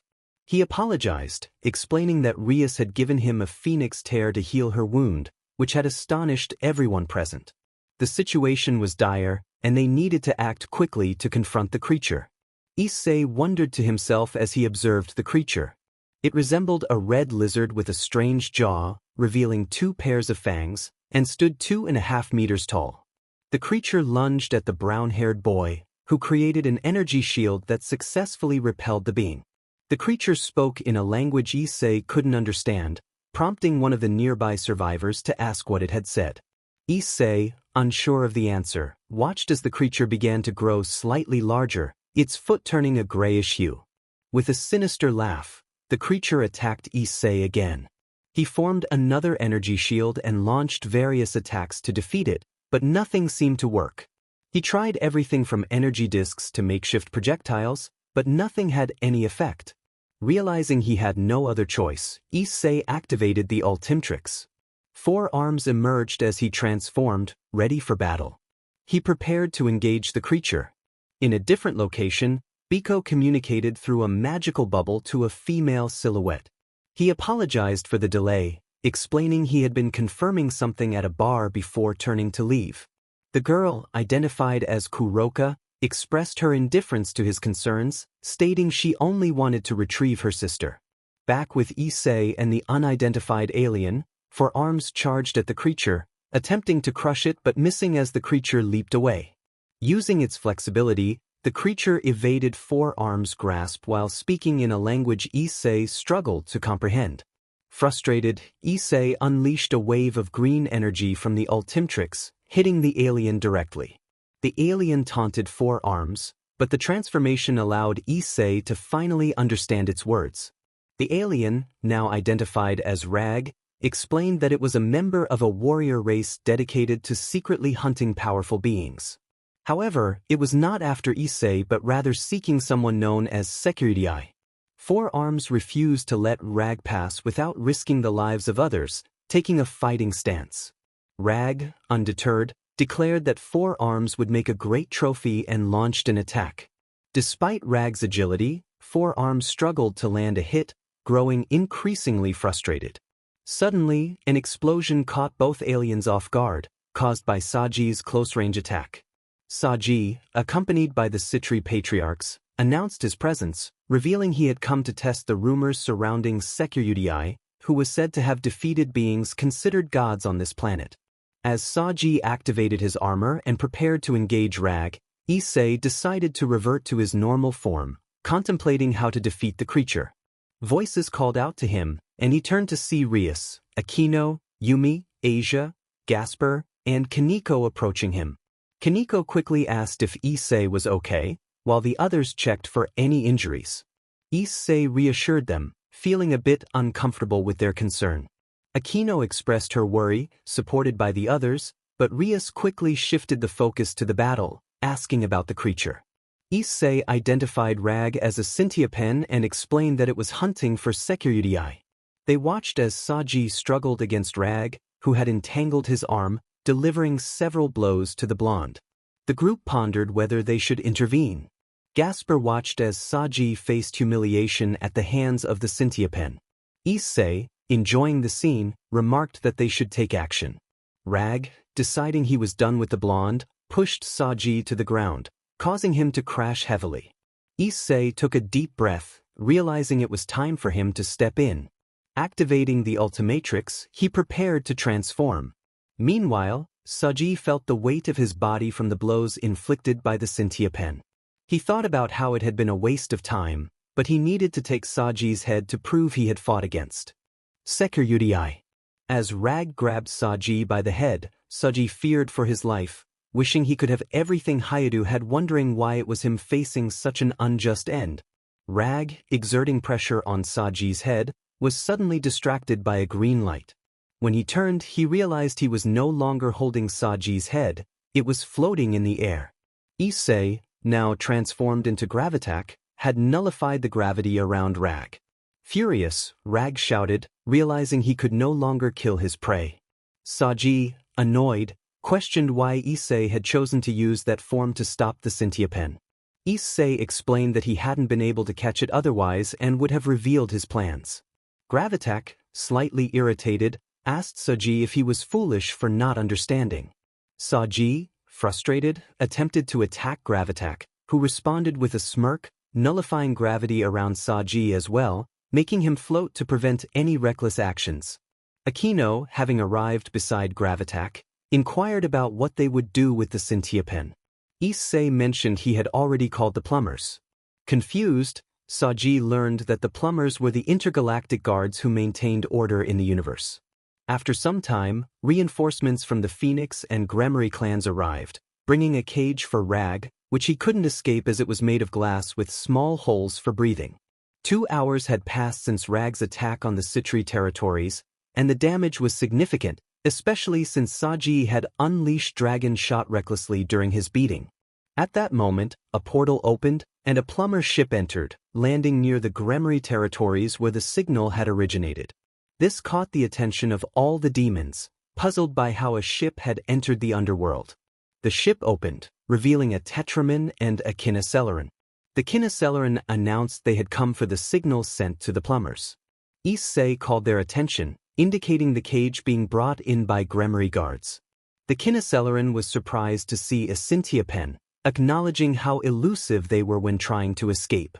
Issei asked if they were familiar with these creatures. The Tetraman noted that such beings were quick to flee and called for another plumber to take the Sentient away. As Rag was taken, he vowed that this wouldn't end well for Issei. The Kinoceleran thanked Issei as they boarded their ship, which then departed through the same portal it had come from. That day had been unusual for Issei, unaware that it would be the day he truly began to find his place in this world. Days passed since Issei's arrival in the underworld, 11 days to be exact. He needed to present himself as the pillar of the factions. Not wanting to remain idle, he asked Azazel to find someone to train him, and to his luck, the one who offered was none other than the former Dragon King, Tannen. Tannen was tough on Issei during his training in the dragon territories. Issei's training routine included running 5 kilometers with a rock on his back, climbing a hill with the same stone, and upon reaching the top, performing 100 push-ups, 100 sit-ups, and 100 squats. He also had to learn a fighting style from expert dragons, all while his powers were sealed and without using the Ultimatrix. Now back at the Gremory mansion, Issei noticed Kaneko looking sad, and it didn't take a genius to understand what was troubling her. He approached her, asking if she was okay. Kaneko feigned ignorance, not wanting to discuss her feelings. Issei reassured her that she shouldn't fear her powers, as they were causing her distress. Kaneko remained silent, avoiding his gaze, feeling as if she was disappointing him. The cat-shaped hairpin Issei had made for her was meant to help her embrace her Nikomata abilities without worry, but she hadn't used it. Issei encouraged Kaneko to follow him outside to the mansion's yard, where he invited her to sit on the grass. He spoke to her about leaving the past behind, learning from it, and preparing for the future while living in the present. Kaneko looked at him, puzzled by his words, seeking clarity on what he meant. Kaneko asked a question, recalling something Ben had told her when he was still struggling with his feelings for Sona and the others. Issei acknowledged that moving on from the past was challenging, pausing to look at Kaneko, who blushed at his gaze. He assured her that she was different from her sister, expressing his trust in her. If she didn't believe in herself, she could trust him to believe in her. This made the white-haired girl chuckle softly. "Senpai," Kaneko said, before hugging him and falling asleep on Issei's lap. He smiled and began to gently slide her head. Later, at a meeting of young demons, Issei, along with the Gremory and Phoenix entourage, headed to the hall where they would also meet the northern god, Odin, the ruler of Asgard. Upon entering, they noticed many demons from noble houses present. Some recognized Issei as the useless one, knowing that Sona had chosen the sekiryuutei over him. "Issei," Serafall called out, capturing the attention of the Gremory and Phoenix groups. Everyone, including Issei, greeted her with respect. Serafall, puffing her cheeks, insisted they call her Sarachan instead.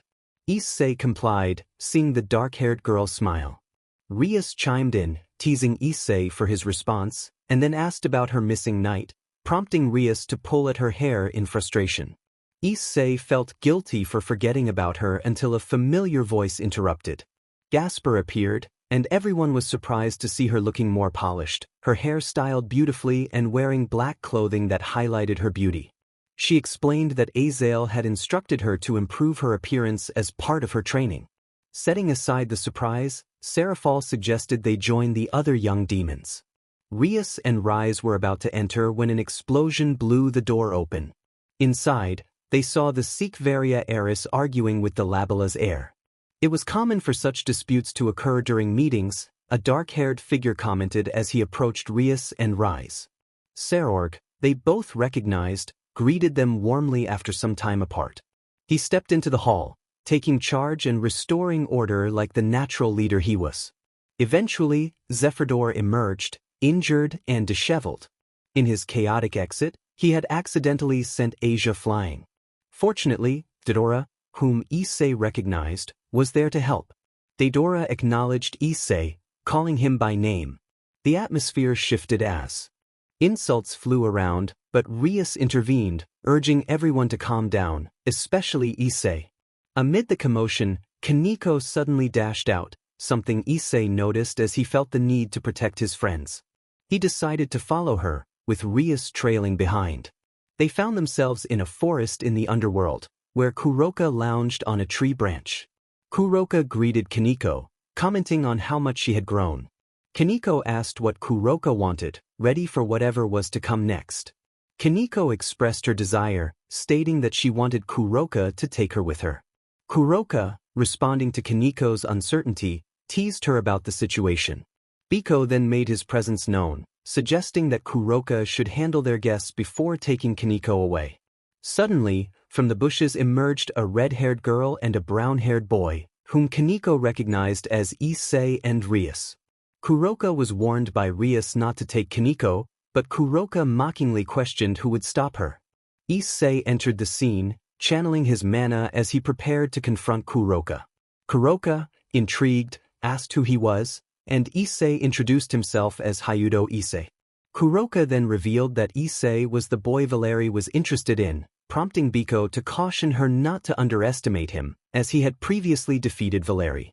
Kuroka decided to act, surrounding them with a barrier and releasing a poisonous gas that caused Rias and Kaneko to collapse. Issei rushed to their side, alarmed by their coughing. Kuroka claimed that the poison would allow her to take Kaneko without resistance. In response, Issei transformed into his battle form, ready to fight back. Kuroka mocked him, questioning if he intended to use a giant turtle against her. Issei, now transformed, demonstrated his abilities by creating a whirlwind that dispersed the gas, showcasing his power. Biko acknowledged the usefulness of Issei's transformation, but Kuroka remained determined to take Kaneko, summoning a pentagram behind her. Issei, refusing to let Kaneko be taken, activated his Omnitrix, transforming into Blitzwolfer, a werewolf.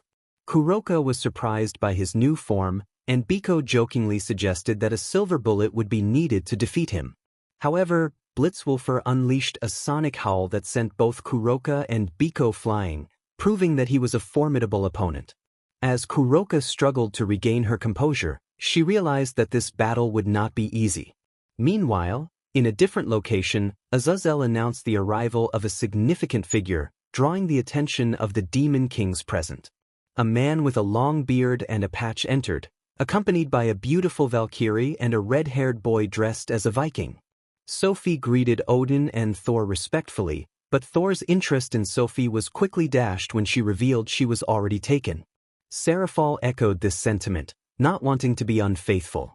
Azazel then inquired about Odin's well-being, and Odin humorously noted that it was unusual for Thor to be rejected. Azazel revealed that the boy who had caught their attention was Hyudo Issei, surprising Odin, who recognized Issei as the warrior who had defeated powerful foes. Odin's guard, Rosweiss, confirmed this, leading to a discussion about Issei's abilities. As they prepared to finalize an alliance, Loki interrupted, expressing his disapproval of Odin's dealings with what he deemed inferior beings. Rosweiss attempted to de-escalate the situation, but Loki, with a smile, began to cast a spell. However, Ajuka intervened, using a seal that Issei had predicted would be necessary to contain Loki. Meanwhile, Issei, in his Blitzwolfer form, was engaged in a fierce battle against Biko, using his sonic howls to keep Kuroka at bay as she tried to reach Kaneko. Despite Kaneko and Rias still being affected by the poison, Issei fought valiantly to protect them, embodying the qualities of a true hero. Kuroka, frustrated by her inability to take Kaneko, realized that the fight was far from over. Biko shouted in frustration as he attempted to strike XLR-8. However, XR-8 swiftly grabbed his staff and countered the attack. He addressed the two members of the Chaos Brigade, stating that they would surrender. Naya, however, expressed her regret before vanishing, just like Biko. XR-8 sighed, wondering how they had managed to escape. Issei found himself once again in the company of Rias and Kaneko. He led them to the leaders to report that Kuroka had appeared, attempting to take Kaneko away. As he had mentioned, an Asgardian had opposed the peace treaty, and Ajuka had used a seal to restrain the god of deception, Loki. Consequently, the leaders had no choice but to send a group of demons with Thor to try to seal Loki, as Thor struggled against Loki's tricks, often finding himself ensnared for a time. In the end, it was decided that Rias, Kaneko, Akino, Yumi, Rosweiss, Thor, Irina, Zenobia, Saji, and Issei would go to confront Loki. "Is everyone ready?" Thrust. Everyone responded enthusiastically, relieved to be accompanied by the god of thunder, believing they would have little to do. Just then, the seal broke, revealing a visibly irritated Loki. "Come to stop me, brother?" Loki remarked. "I'm sorry, brother, but by Odin's orders, you will be sealed," Thor declared. "Then let it be so," Loki replied, conjuring several magical circles. From them emerged Fenrir and his offspring, along with a dragon. "I'll handle Midgard's armor," Thor said, spinning his hammer in preparation for battle. "Well, we just have to deal with a few wolves," It should be easy, Saji said, still calm. Not so fast, brother, Loki retorted, summoning a fierce blizzard that engulfed the area. As the storm subsided, 10 ice giants appeared before them, instilling fear in everyone. Don't you have any foolish remarks left today? Issei asked, visibly annoyed. Not today, Saji replied, trembling slightly. Thor-sama, defeat the dragon and seal Loki as quickly as you can. I'll buy you time against the ice giants, Issei said, expressing concern for Rias and Thor. You're crazy, kid. Those are giants. I doubt you can handle 10 of them, Thor responded, eyeing Issei skeptically. I'll manage, and Rias, don't worry, I'll be fine, Issei assured her before charging toward the giants. Meanwhile, the others began their assault on Fenrir and his offspring. Rosweiss and Irina took on one of Fenrir's children, while Yumi and Zenobia confronted Fenrir himself.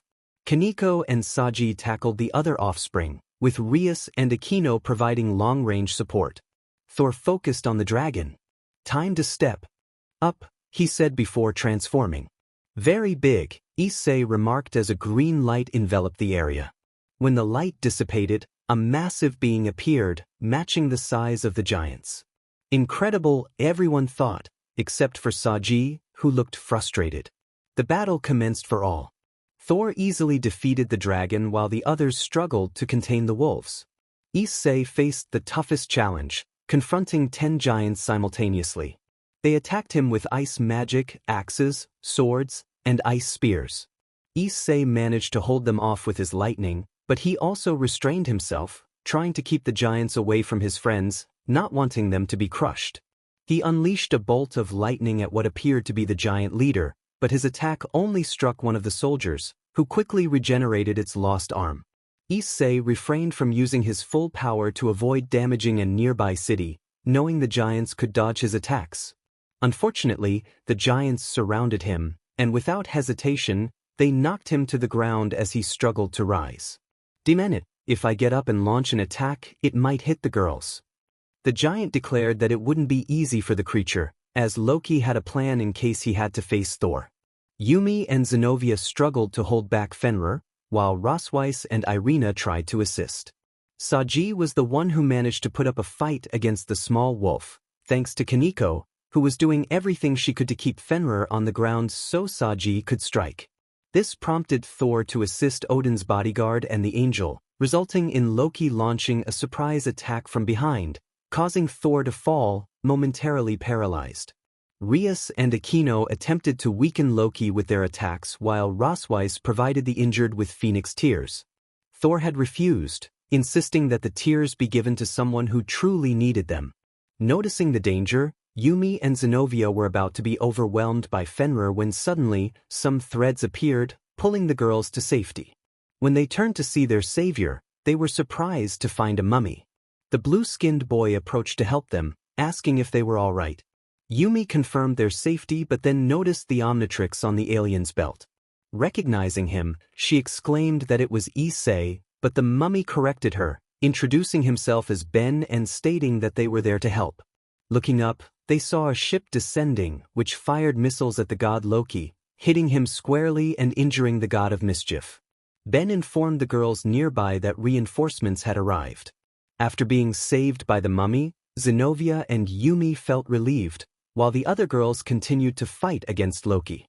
Rias and Aquino rushed to check on their friends after witnessing how close they had come to being harmed by Fenrir. Rias called out to Yumi and Zenobia, trying to reach them as Loki attempted to bring down the ship carrying Kenya and Gwen. Yumi assured Rias that they were fine, and Rias expressed her gratitude to the mummy for saving them. Ben responded with a light-hearted comment about how it was nice to receive thanks for his actions.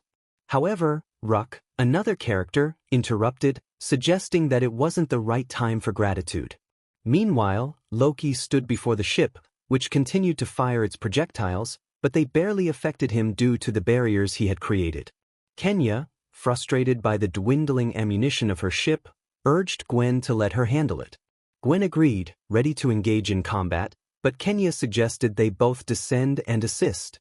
As they prepared to confront Loki, Ben rallied the group, instructing them to help the others while he took on Issei. Rias thanked him, But just then, the ship landed in front of them. Ben directed Gwen and Kenya to assist the girls while he focused on helping Issei. Ruck reassured Rias that Ben was the best choice to aid Issei, prompting Rias, Aquino, Gwen, Kenya, Zenobia, Yumi, and Ruck to join the fight against the wolves. Ben transformed into his larger form, ready to be a hero. As Rias and the others ran, they noticed the same green glow that appeared when Issei transformed. They were all astonished to see Ben in his new form. Aquino remarked on Ben's ability to transform, and Saji, frustrated, expressed disbelief at the presence of another who could do so. In that moment, the ice giants prepared to attack, but they hesitated upon seeing a much larger creature approaching. Meanwhile, with the other girls, Saji and Thor were aided by Kenya, who had absorbed material from Thor's hammer, helping them combat the Asgardian wolves with lightning strikes. Gwen assisted Thor in recovering from his injuries, which only fueled Loki's anger. Kaneko received significant help from Ruck, who was dealing more damage to Fenrir's son than Saji. Issei and Ben worked together to defeat the ice giants, with Issei using his newfound size to hold them back while Ben unleashed cosmic energy blasts. Realizing he was outmatched, Loki contemplated a strategic retreat, but his path was blocked by Thor, who flew close to him, ready to confront the god of mischief. Thor expressed his frustration over the trouble Loki had caused their father. Loki attempted to escape by flying higher, but two imposing figures blocked his path. Ben confronted Loki, stating that their encounter was not over, while Issei expressed his annoyance at Loki's actions. Meanwhile, Kenya managed to immobilize Fenrir, and the others defeated his offspring. Thor called out to Loki, striking him with his hammer to seal him away. Loki, filled with anger, muttered about revenge, but only Ben and Issei, still in their Takusta forms, heard him. Ben acknowledged that they were the only ones who heard Loki's words, suspecting it was a Takusta ability. Rias felt relieved that the battle was finally over, while Zenobia sat beside the swordswoman, surprised by the outcome. Yumi thanked the girls who had arrived with the blue-haired boy, introducing herself as Gwendolyn Tennyson. Kenya introduced herself as well, followed by Ruck, who identified himself as a Rivoniano. As Ben and Issei returned to their original forms, Issei expressed gratitude to Ben for his support. Ben downplayed it, saying that friends help each other. However, before anyone could react, Kenya and Gwen tackled Issei, who struggled to get back on his feet. Rias, annoyed, questioned what they were doing to her Issei. Gwen corrected her, claiming him as their Issei, and began to release her mana. Aquino, irritated, warned them to return from where they. Kaneko, unleashing her power, joined in. The girls began to unleash their powers, startling Ben, Issei, Thor, and Saji, the latter glaring at Issei for having so many girls fighting over him. Ruck suggested they should intervene, but Ben and Issei, alarmed, reminded him of the dangers of angering a warrior woman. Thor wisely advised against interfering when a woman was upset. Issei and Ben agreed with him, and Ruck suggested they leave. Issei noted they needed to report that Loki had been sealed. Ben jokingly asked how Gwen would name her first child with Issei. Rias chimed in, expressing her desire to have as many children as possible with him. Aquino added that they needed to ensure Issei had a good job to support them. Ben, Thor, and Issei exchanged glances, surprised by the girls' sudden change in mood. Ruck remarked that it confirmed a universal truth. No matter the species, men would never understand women. After all that, the boys left the snowy area, heading toward the Gremory territories. Meanwhile, in a new land and galaxy, a green-haired boy encouraged himself while carrying a load of scrap. Images of a black-haired girl with a bicolor boy filled his mind, particularly her words questioning why she would ever be interested in him. The bicolor boy had embraced the black-haired girl, and she had pushed him away, calling him a quirkless. As the green-haired boy lifted a metal box, a blue-haired girl watched him from a distance, smiling but concerned for his well-being. She believed he could become a great hero. Suddenly, an object fell from the metal box, and the green-haired boy bent down to pick it up, wondering what it was.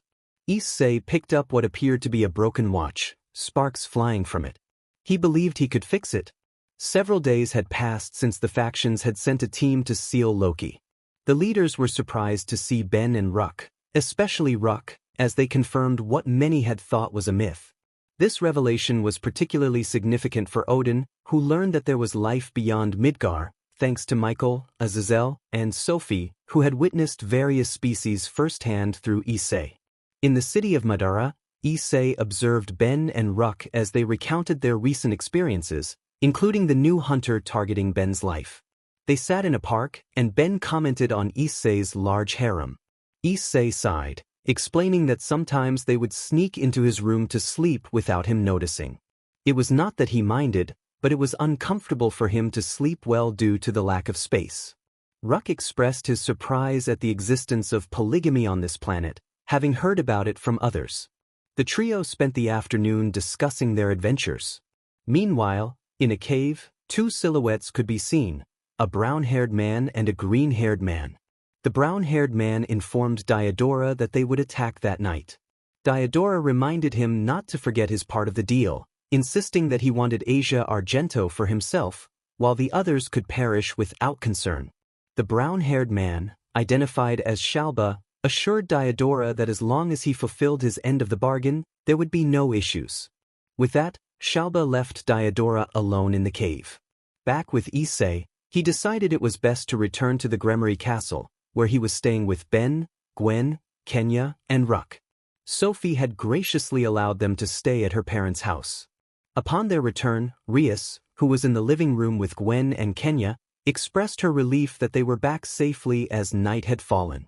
Gwen, concerned for her cousin and his love interest, asked what they had discussed, teasingly suggesting it was about girls. Kenya joined in, knowing that Ben was not the best at romance. The three boys claimed it was just guy stuff, causing a sweat drop to form on the girls' foreheads. Rias then shifted the topic, stating that her sister needed their help because a forest north of the city of Lilith was on fire. Ruck questioned whether they had waited for them to return to inform them. Rias clarified that they had arrived just in time, as her sister had notified her moments before their arrival. Ben and Issei acknowledged the coincidence. Gwen suggested they leave immediately, and Rias agreed, creating a magic circle that transported them to the forest area of Lilith. Upon arrival, Ben was taken aback by the sight of the forest engulfed in flames. He declared they needed to extinguish the fire. Akino, Asia, Kaneko, and Yumi arrived at that moment, ready to assist. Ben transformed and dove into the flames, spraying water to quell the fire. Issei, not to be outdone, transformed as well and took to the skies, freezing the flames that consumed the forest. After several minutes, they managed to control the situation and began searching for anyone who might have been injured. Fortunately, there was no one, so they headed toward the forest entrance, where Sophie and a group of doctors awaited in case of injuries. Sophie felt a sense of calm but sensed something was off. Suddenly, a magical attack struck everyone nearby. In the sky, a green-haired man appeared, accompanied by an army of demons ready to obey his command. Diodora boasted about easily defeating the false demons, while one of his subordinates expressed surprise at his prowess. Diodora, angered by Ben's mocking words, declared that he had saved the universe and deserved gratitude. Ben retorted, challenging Diodora's authority. Diodora, infuriated, ordered his forces to attack, demanding that they bring him Asia Argento from the Gremory faction. As the battle commenced, Ben took to the air, launching energy attacks at the demons. The Gremory faction, alongside Sophie, also began their counterattack. Issei joined in, sending diamond shards into the sky, creating a rain of diamonds that injured many of the renegade demons. The chapter concluded, leaving the readers eager for more. The heroes sensed that something ominous was about to happen. Diodora, Kruzuri, and Shalba observed the chaos unfolding near the city of Lilith. What had begun as a forest fire had escalated into a fierce battle between Ben and Issei, who were defeating every rebellious demon that crossed their path. As some demons signaled for help, their leaders quickly arrived on the scene. Diodora watched with a smile, anticipating that if everything went according to his plan, he would not only become one of the new rulers but also corrupt Asia, which thrilled him. Meanwhile, Rias, upon learning of Diadora's attack, immediately transported herself and her entourage to the battlefield, assisting the BGMI faction, who were once again fighting side by side. Rias's team was giving their all to clear a path for their leaders to confront Diadora. Sophie and Serafall were on their way when they were intercepted by Issei. He smugly declared that the false demons would not pass, and once they were defeated, they would be used to create a new generation of pure-blooded demons. This infuriated Serafall and Sophie. Sophie asserted that the only child she would have would be with Issei, while Serafall, visibly upset, declared that she would never abandon her Issei. The demons who had come as reinforcements mocked them, claiming that Issei was already dead, though no one had informed him yet. Sophie and Serafall decided they would not tolerate anyone trying to separate them from Issei. In a swift move, Serafall froze Issei's feet up to his shoulders. Issei, shocked and angry, demanded to be released. Sophie, holding a sphere of destructive power, assured him she would free him. Without hesitation, she unleashed her attack, disintegrating half of the demon's body. Sophie felt a sense of relief, remarking on how satisfying it was to eliminate those who would come between them and their Issei. Serafall agreed, smiling sweetly as they returned their focus to the BGMI and Phoenix factions, who were steadily defeating the demons. However, unbeknownst to them, a demon had captured Asia. As she cried out for help, the demon flew toward Diadora. Rias and Rias attempted to reach her but were blocked by other demons, hindering their progress. Asia, captured by the enemy, called out for Issei, tears streaming down her face. The demon carrying her, frustrated by her cries, struck her. Issei, transformed into his diamond form, retaliated by launching diamond spikes at the demon. He was urged by Pedra to calm down and not let his anger take over. Determined, Issei declared it was time to end this. He transformed into Exa 8, ready to unleash his full power. Once his transformation was complete, he cracked his wrist bones and began to run, moving so fast that time seemed to freeze. Exa 8 dashed around the battlefield, striking enemies with such force that they would feel the pain once time resumed. He reached Diadora and upon stopping, sent the demons aiding Diadora flying with powerful blows, leaving bruises in their wake. However, when Issei turned to face Diadora, he was filled with rage upon seeing Diadora strike Asia in the stomach as she cried for him to stop. Without warning, XR8 attacked Diadora at maximum speed, delivering multiple strikes to his body, including his face, torso, and legs, ensuring he could not escape. When XR8 finally halted, Diadora screamed in pain from the injuries inflicted by the Kinoceleran. He vowed to kill Issei once he recovered. But XR8 was determined to deliver the final blow. Just as he prepared to strike, he noticed a brown-haired man launching an attack at Asia. Prioritizing her safety, he rushed to rescue her, refusing to let anyone die while he was present. XR8 confronted the man, demanding to know his intentions after ensuring Asia was safe. Diadora, weakened, questioned why he had been attacked. Shalba, standing over him, coldly remarked that weakness was not tolerated in their organization.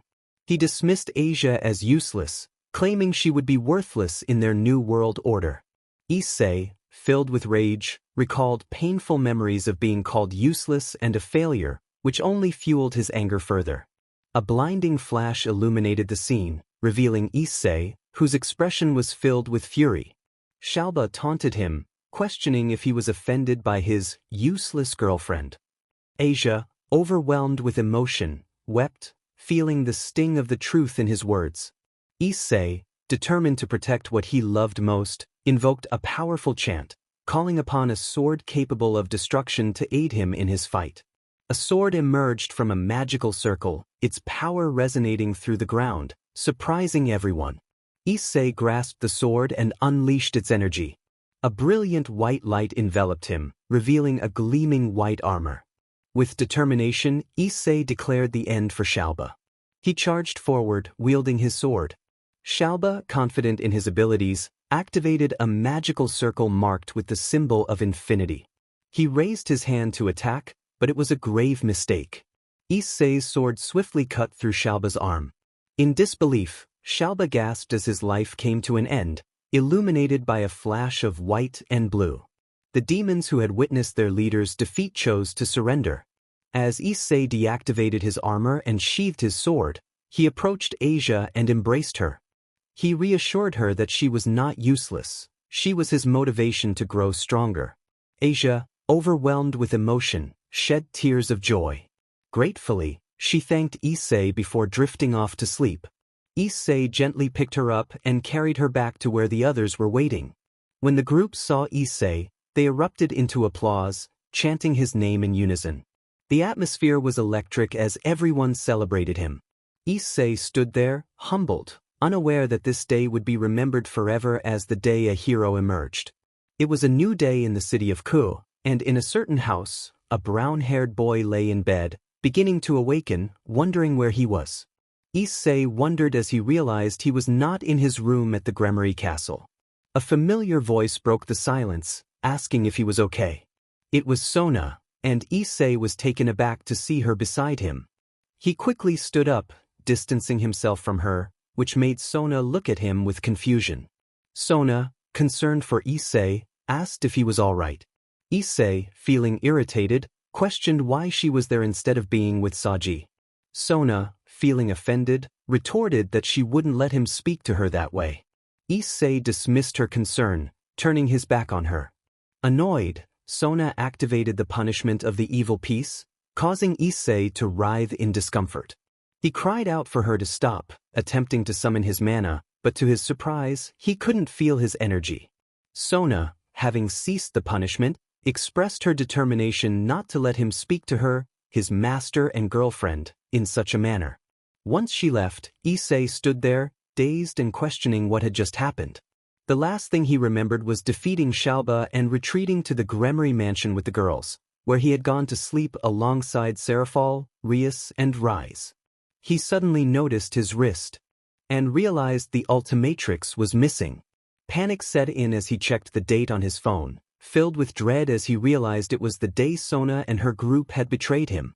He told himself to stay calm and decided to follow the same actions he had taken that day to find Asmith and set things right.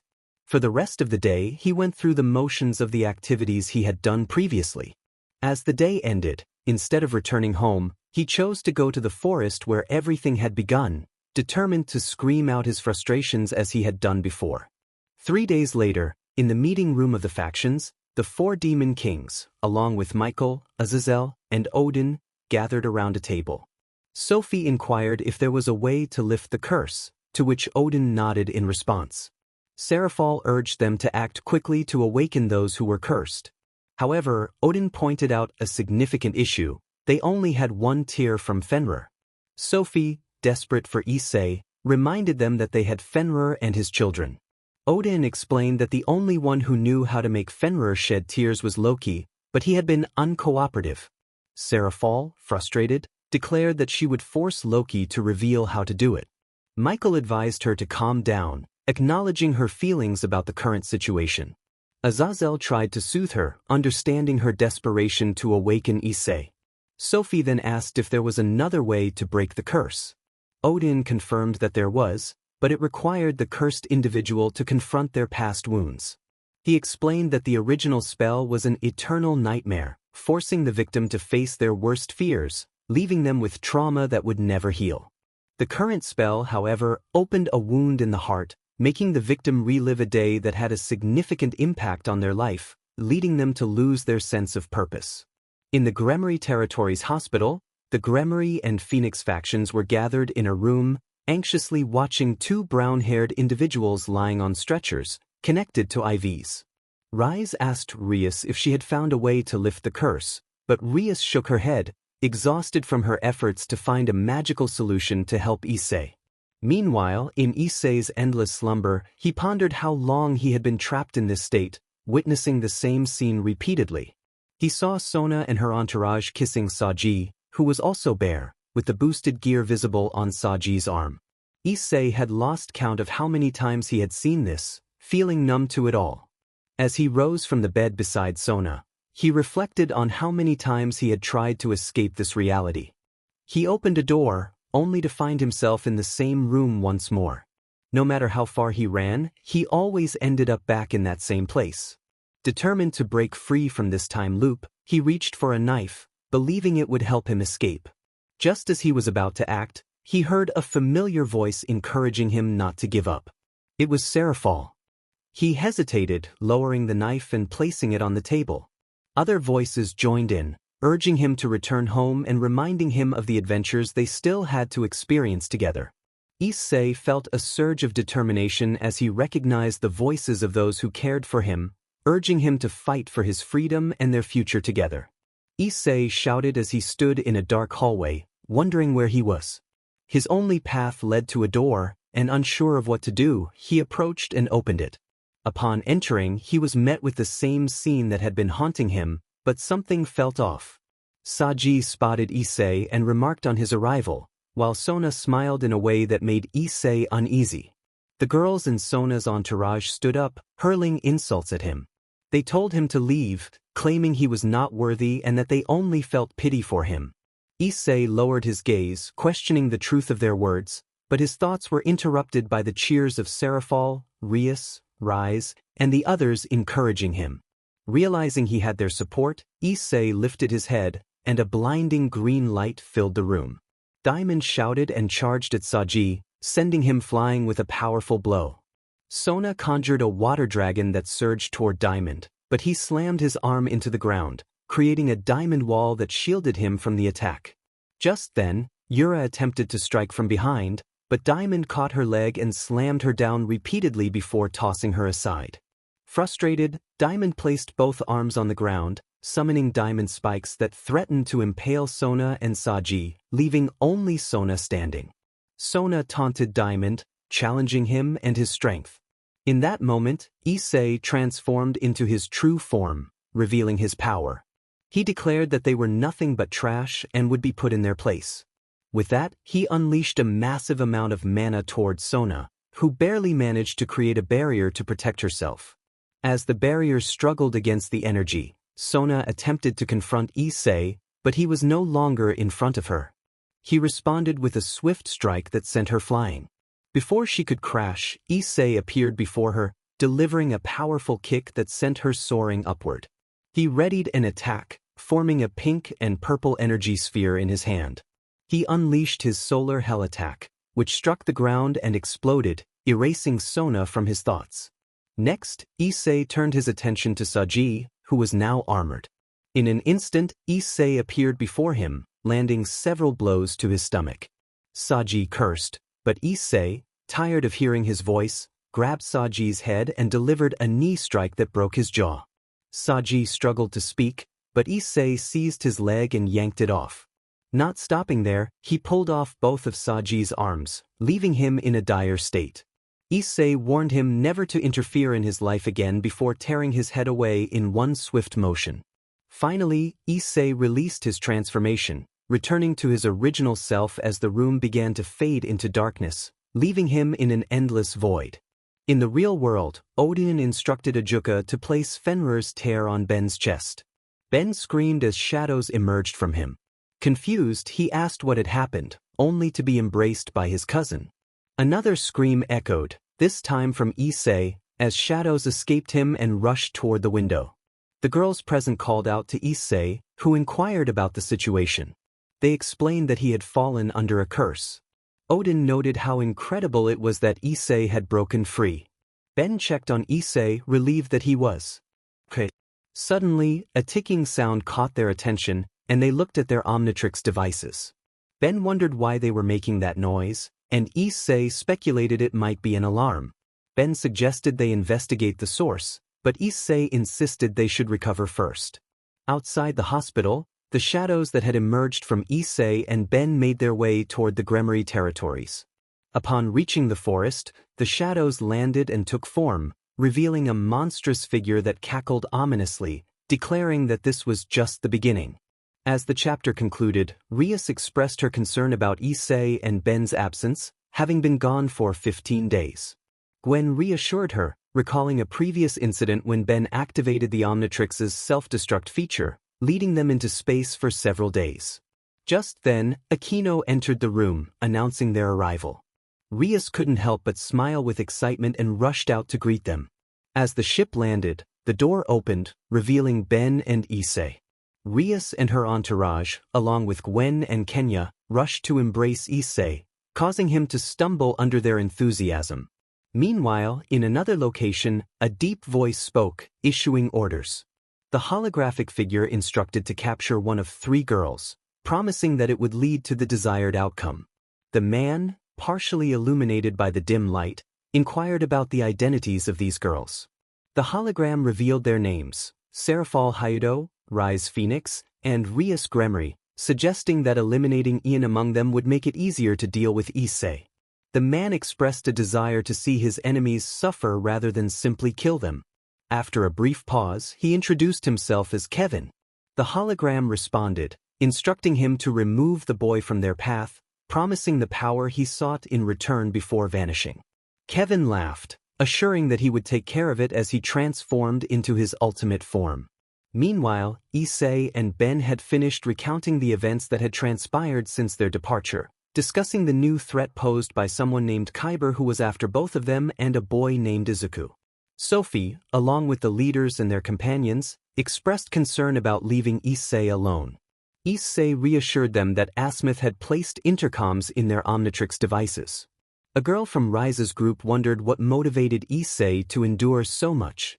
Issei confidently stated that it was his dream to be a hero, someone who helps those in need, and he believed he would accomplish great things. Grefia arrived, reminding everyone that they needed to rest after everything that had happened. The women expressed their frustration at Grefia's early arrival, each wanting to spend time with Issei. Ben remarked on the situation, unsure whether to envy or pity Issei for having a harem. Several days later, Ben, Gwen, and Kenya were saying their goodbyes to Issei and the factions. Issei thanked Ben for his help with Loki, and Ben replied that friends help each other. Rook also bid farewell as he prepared to leave. Gwen expressed that she would miss Issei and, gathering her courage, kissed him, leaving him in shock. Kenya quickly followed suit, kissing Issei as well, and both girls boarded their ship to depart. Before the ship took off, Ben noticed the girls emanating a dark aura and, with a playful grin, kissed each of them, surprising them all. Days later, the students returned to school, marking the end of their vacation, which brought them to the current situation. Rosweiss, now in the remodeled and expanded home of Issei, was crying. Issei approached her, asking if he could call her Ross. He encouraged her to stop crying, assuring her that a beautiful girl like her shouldn't shed tears. He promised to try to communicate with Odin, surprising Rosweiss with his kindness. She asked if she could call him Issei-kun, to which he agreed. Outside Issei's mansion, Kevin was plotting his attack, having been monitoring Issei's movements. He confirmed to a shadowy figure that he knew which girl to target, believing her to be the weakest of the 3. The hologram pressed for more details, and Kevin explained his plan to catch her off guard and take her to a dimensional rift, where she would perish if he failed. The hologram, irritated, disconnected. That night, everyone was preparing for bed, or rather, deciding who would sleep with Issei. Rise announced that the first 3 names drawn would be the lucky ones. Asia reached into the hat and pulled out 3 names, Rias, Shuelon, and Lee. The 3 girls excitedly went to change. Rias was the first to arrive in the room, planning to sleep as she usually did, but a tentacle suddenly grabbed her, pulling her away before she could react. Kevin laughed, having easily captured the redhead. Her hands trembled as she tried to form a magical circle, which had faded away. Kevin, smirking at the redhead, declared that no matter what she did, her magic was useless against him. Suddenly, green energy beams struck Kevin's back in his alien form. Jet Ray, the one responsible for the attack, ordered him to let go. He tossed the redhead toward a dark void, shouting as he flew towards her. However, Kevin landed on him, causing them both to crash to the ground. Issei transformed again, now with 4 arms, attempting to shake off Kevin, who was trying to keep him pinned down. Kevin exerted all his weight to keep Issei on the ground, but it was futile. Issei demanded to know who Kevin was, what he was, and most importantly, what he had done to Rias. Kevin, with a mocking smile, introduced himself as his son, leaving Issei in shock. Issei protested, insisting he had no children, but Kevin laughed, claiming he was born from him and Ben Tennyson. Issei, infuriated by the joke, dodged a fiery blast from Kevin. Kevin continued, explaining that he was indeed born from them when they freed themselves from Loki's curse. Issei realized that Kevin was the dark smoke that had emerged from them. Kevin confirmed it and vowed not to stop until he saw Issei defeated. Taking advantage of the distance, he opened a portal and bid farewell, escaping just as Issei pressed the Omnitrix on his chest. In that moment, Issei transformed into Four Arms Supreme, propelling himself through the closing portal. Rias had heard of the dimensional rift and understood that she was in grave danger. She felt weak and wanted to cry, recalling how Valeri had told Issei he would fight alone. It saddened her to think that in every battle they had faced, Issei had done all the heavy lifting. He had defended and protected during the Kokobile incident, fought alone at the faction meeting, and saved Asia during Diodora's attack with his XLR-8 transformation. Her thoughts were interrupted when a portal opened, and the monster that had kidnapped her emerged. But it wasn't alone. An enhanced version of Four Arms charged in, pushing Kevin back. Four Arms Supreme asked if Rias was okay, sending Kevin flying with a powerful kick.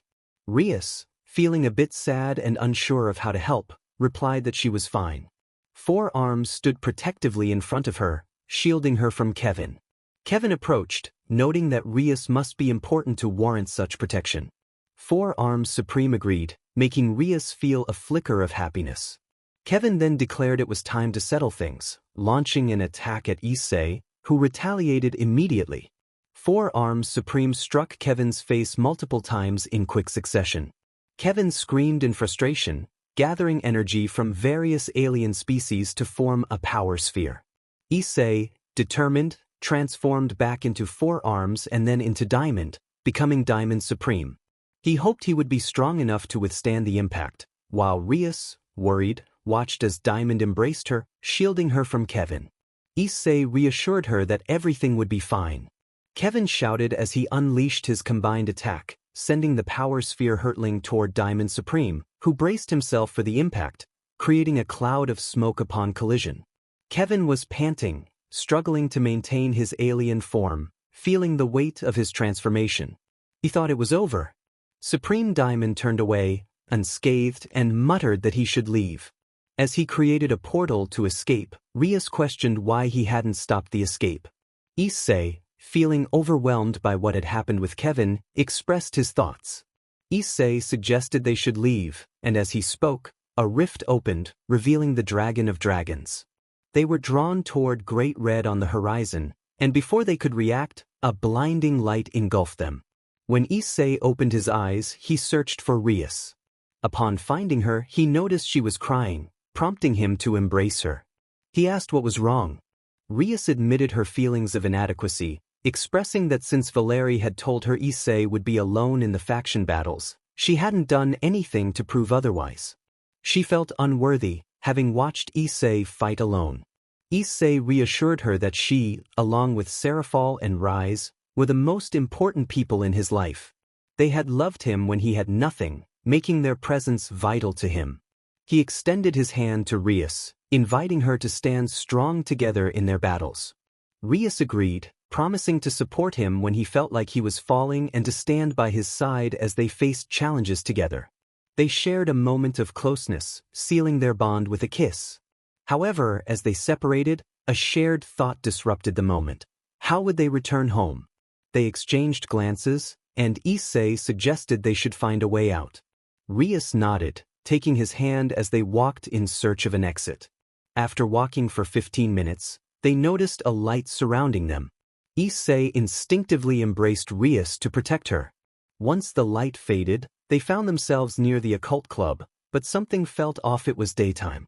Rias, confused, noted that it should be night. Issei speculated that time in the dimensional rift might flow differently. As they approached the club, they spotted familiar faces, but something was amiss.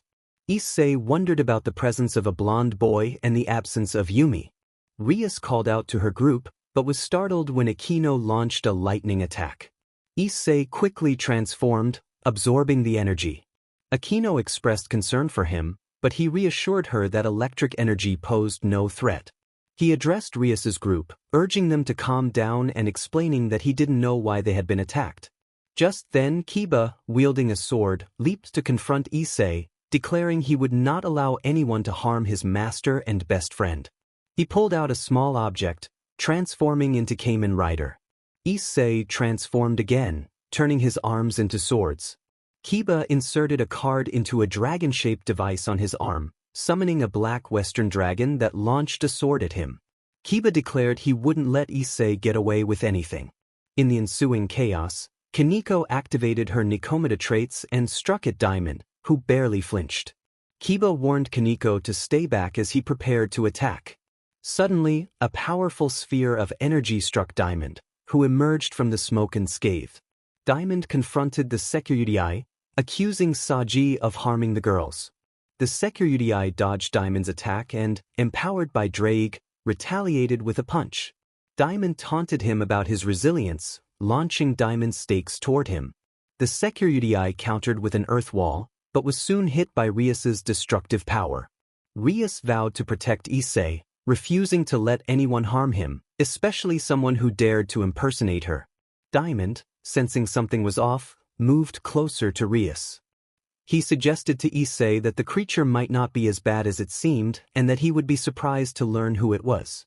The sekiryuutei heard a voice in his mind, prompting him to inquire about the meaning behind it. Kurama explained that the creature emitted energy similar to Issei's, leading him to wonder if it was a clone. Issei would ask one of his many tenants again. More like you would, both beings would say. At that moment, the Issei from that reality had landed near Rias.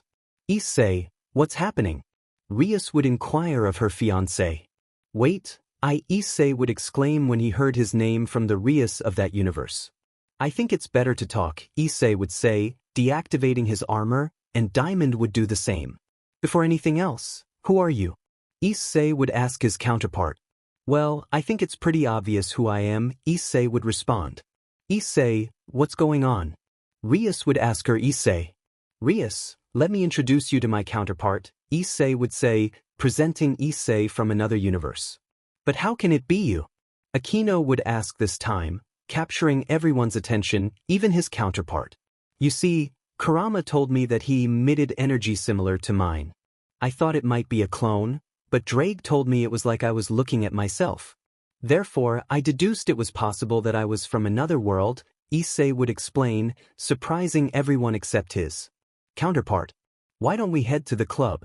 That way, we can talk more comfortably, Rias would suggest, to which Issei and Rias from the Ultimate Universe would agree.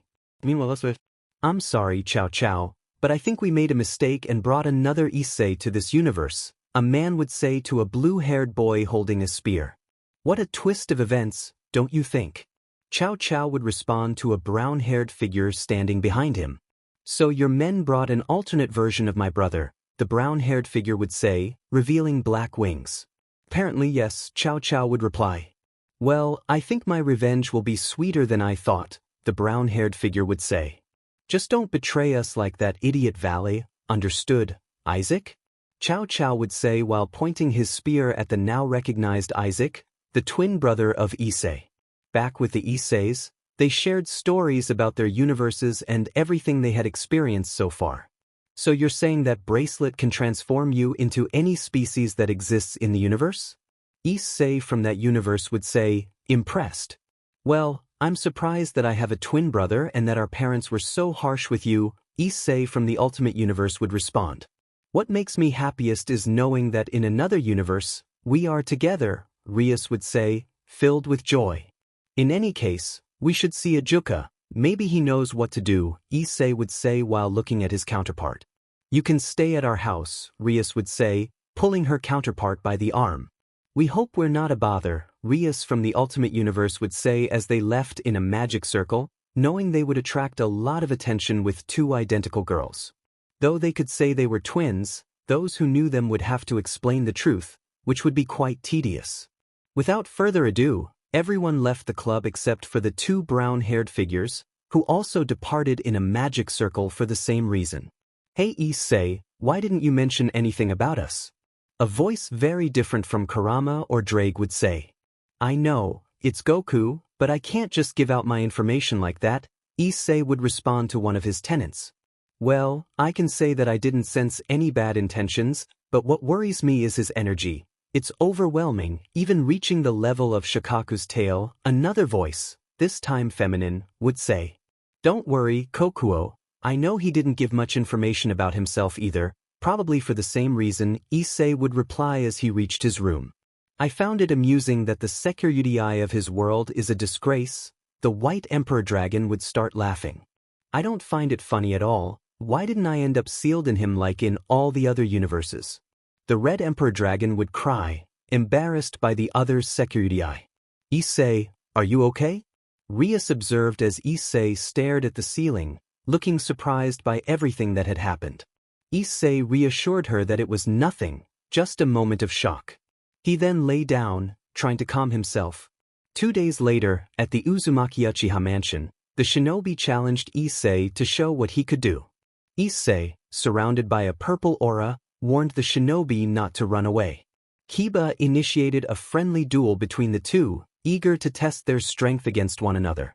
The shinobi unleashed a fire technique, inhaling deeply before releasing a fireball aimed at Issei.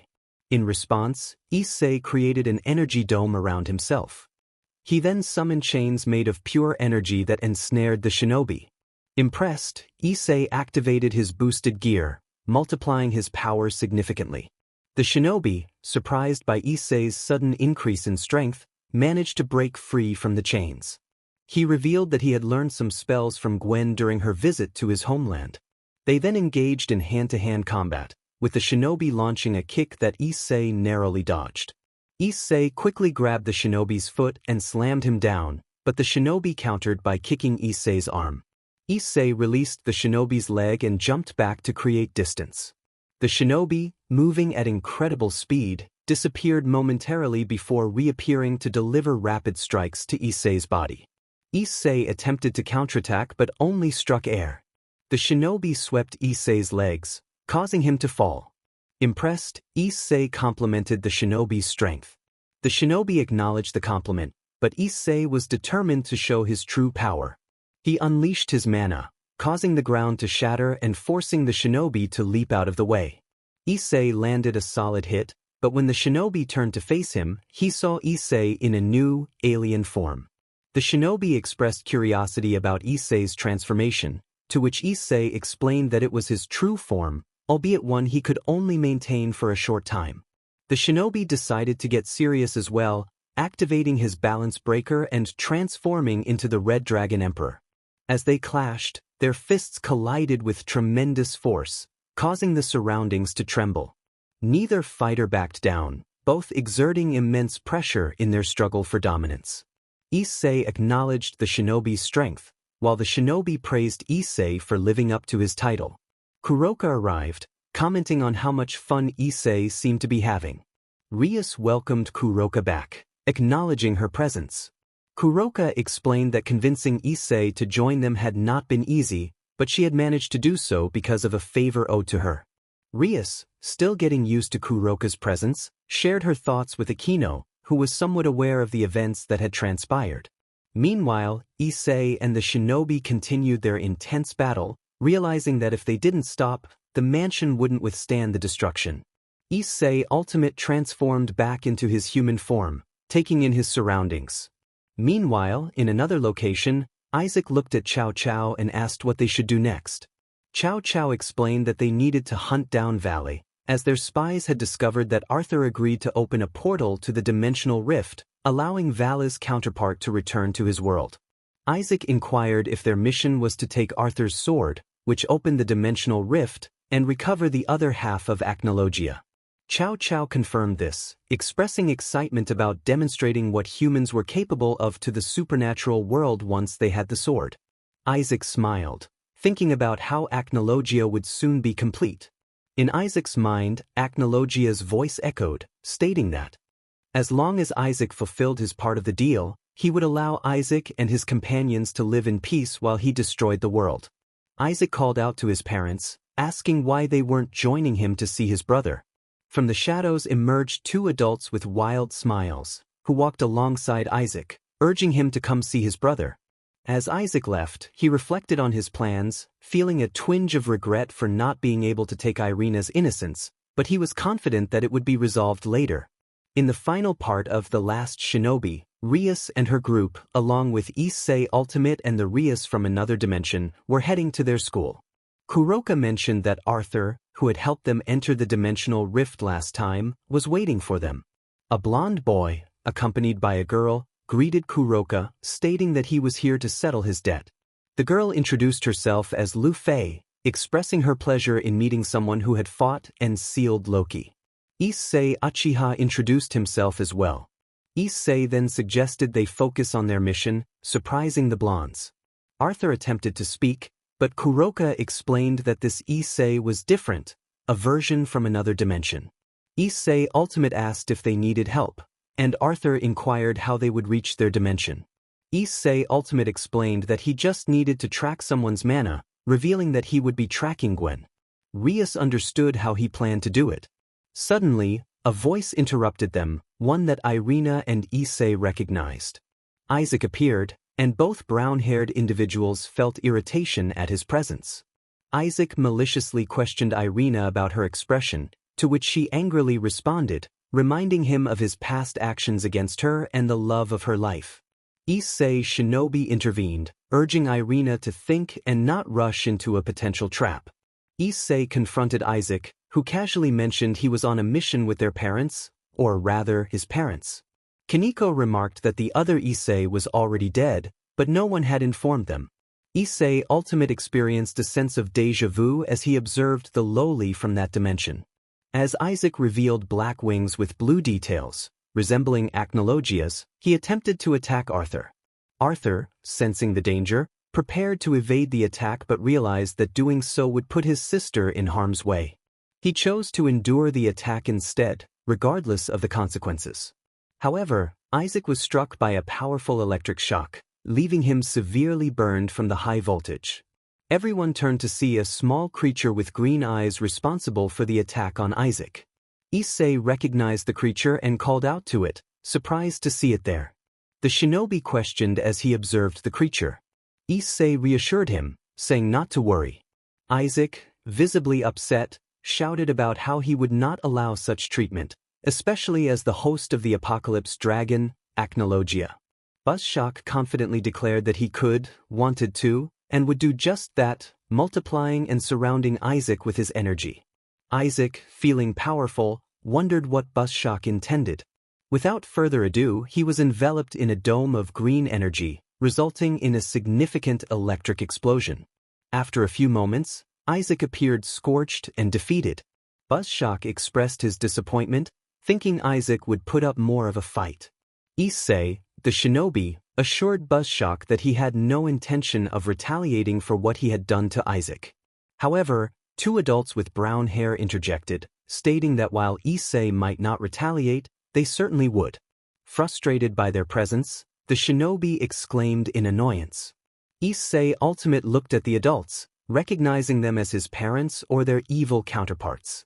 Rias, understanding the importance of Issei's parents to him, embraced him from behind, reminding him that they were not truly his parents.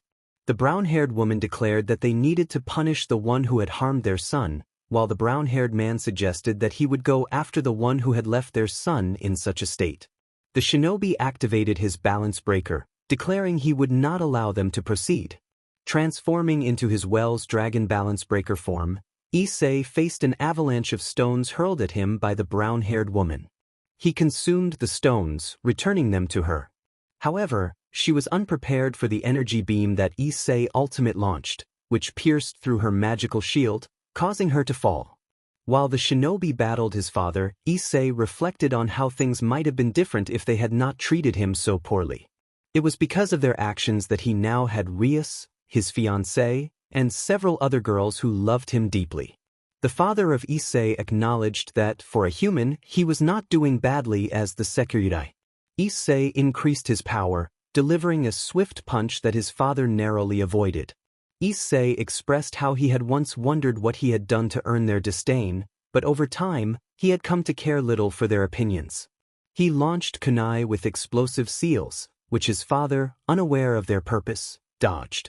Issei then activated the seals, resulting in a series of explosions that left his father wounded. Suddenly, magical circles activated, transporting the Hayato family back to their base. With the battle concluded, Issei Ultimate and Issei Shinobi returned to their true selves. Both Rises asked if Issei was alright, to which he reassured them. The shinobi felt a weight lifted off his shoulders but assured Rias that he was fine. Arthur thanked both Isseis for saving him and his sister, suggesting it was time for them to return to their dimension. The shinobi expressed that it had been a pleasure, and they shook hands. The Rias from that dimension advised Rias not to let anyone get ahead of her and wished her luck. Rias, feeling a bit sad, remarked that Serafall was further ahead in this regard, and she would only be second in Issei's heart. After thanking everyone, Rias bid farewell and approached her Issei, who took her hand. Issei Ultimate asked if they were ready to leave, and Rias nodded as they entered the portal. In a different scene, a silhouette stood behind a wounded red-haired figure, who gazed at what was once his home. The red-haired man demanded to know why Issei had done this and why he had killed his family. Issei, laughing, taunted him for asking when he already knew the reason. The red-haired man, filled with anger and sadness, accused Issei of being murder. Issei acknowledged the truth behind his actions, claiming that the betrayal he experienced opened his eyes to who truly loved him. He grabbed the red-haired man by the hair, revealing a chilling smile from the shadows. Issei blamed the red-haired man for causing him to lose his sanity and for setting him on this path, except for his wife, Yasaka. In that moment, the red-haired man realized the chaos he had created, believing himself unworthy of his sister. Issei continued, accusing the red-haired man of turning his fiancées against him, except for Rias, Kuroka, and Irina, who had not accepted the red-haired man's words. He accused the red-haired man of violating them alongside Azazel and Valley, ultimately leading to their betrayal and death before his eyes. Issei laughed as he watched the shift in Zerzek's expression from hope to despair. It brought him great pleasure. Zerzek, desperate to prevent the chaos that Issei was about to unleash upon the world, pleaded for him to stop. Issei acknowledged Zerzek's concern but decided to withdraw, leaving the situation unresolved. Thinking he had escaped, Zerzek attempted to stand, only to trigger a mechanism that released a group of children who rushed toward Issei. He struggled to free himself, but the sound of approaching footsteps caught his attention. To his surprise, he spotted his son among the rubble, dressed in a robin costume, a sight he had thought impossible. Milikas, relieved to see him safe, did not respond. Zerzek urged his son to help him before Issei returned, emphasizing the need to join the resistance against him. Milikas, with a faint voice, called out to Issei, who looked on with a mix of concern and amusement as he observed Zerzek being surrounded by the children he referred to as his robins. Zerzek, worried for his son, called out to him, but it was too late. The children began to close in on him, and Issei laughed at the unfolding chaos. He reveled in the ease with which he dismantled Zerzek's world, boasting about his precision and the bloodshed that followed. He reflected on the vastness of the multiverse, realizing that there were countless worlds beyond his own to conquer. Rizvim had a limited perspective, but Issei saw the potential to create something greater. He declared his victory, noting that the dark multiverse was already beginning to collapse. As he reminisced about his past as Hyudo Issei, the sekiryuutei, he acknowledged his previous misconceptions about winning.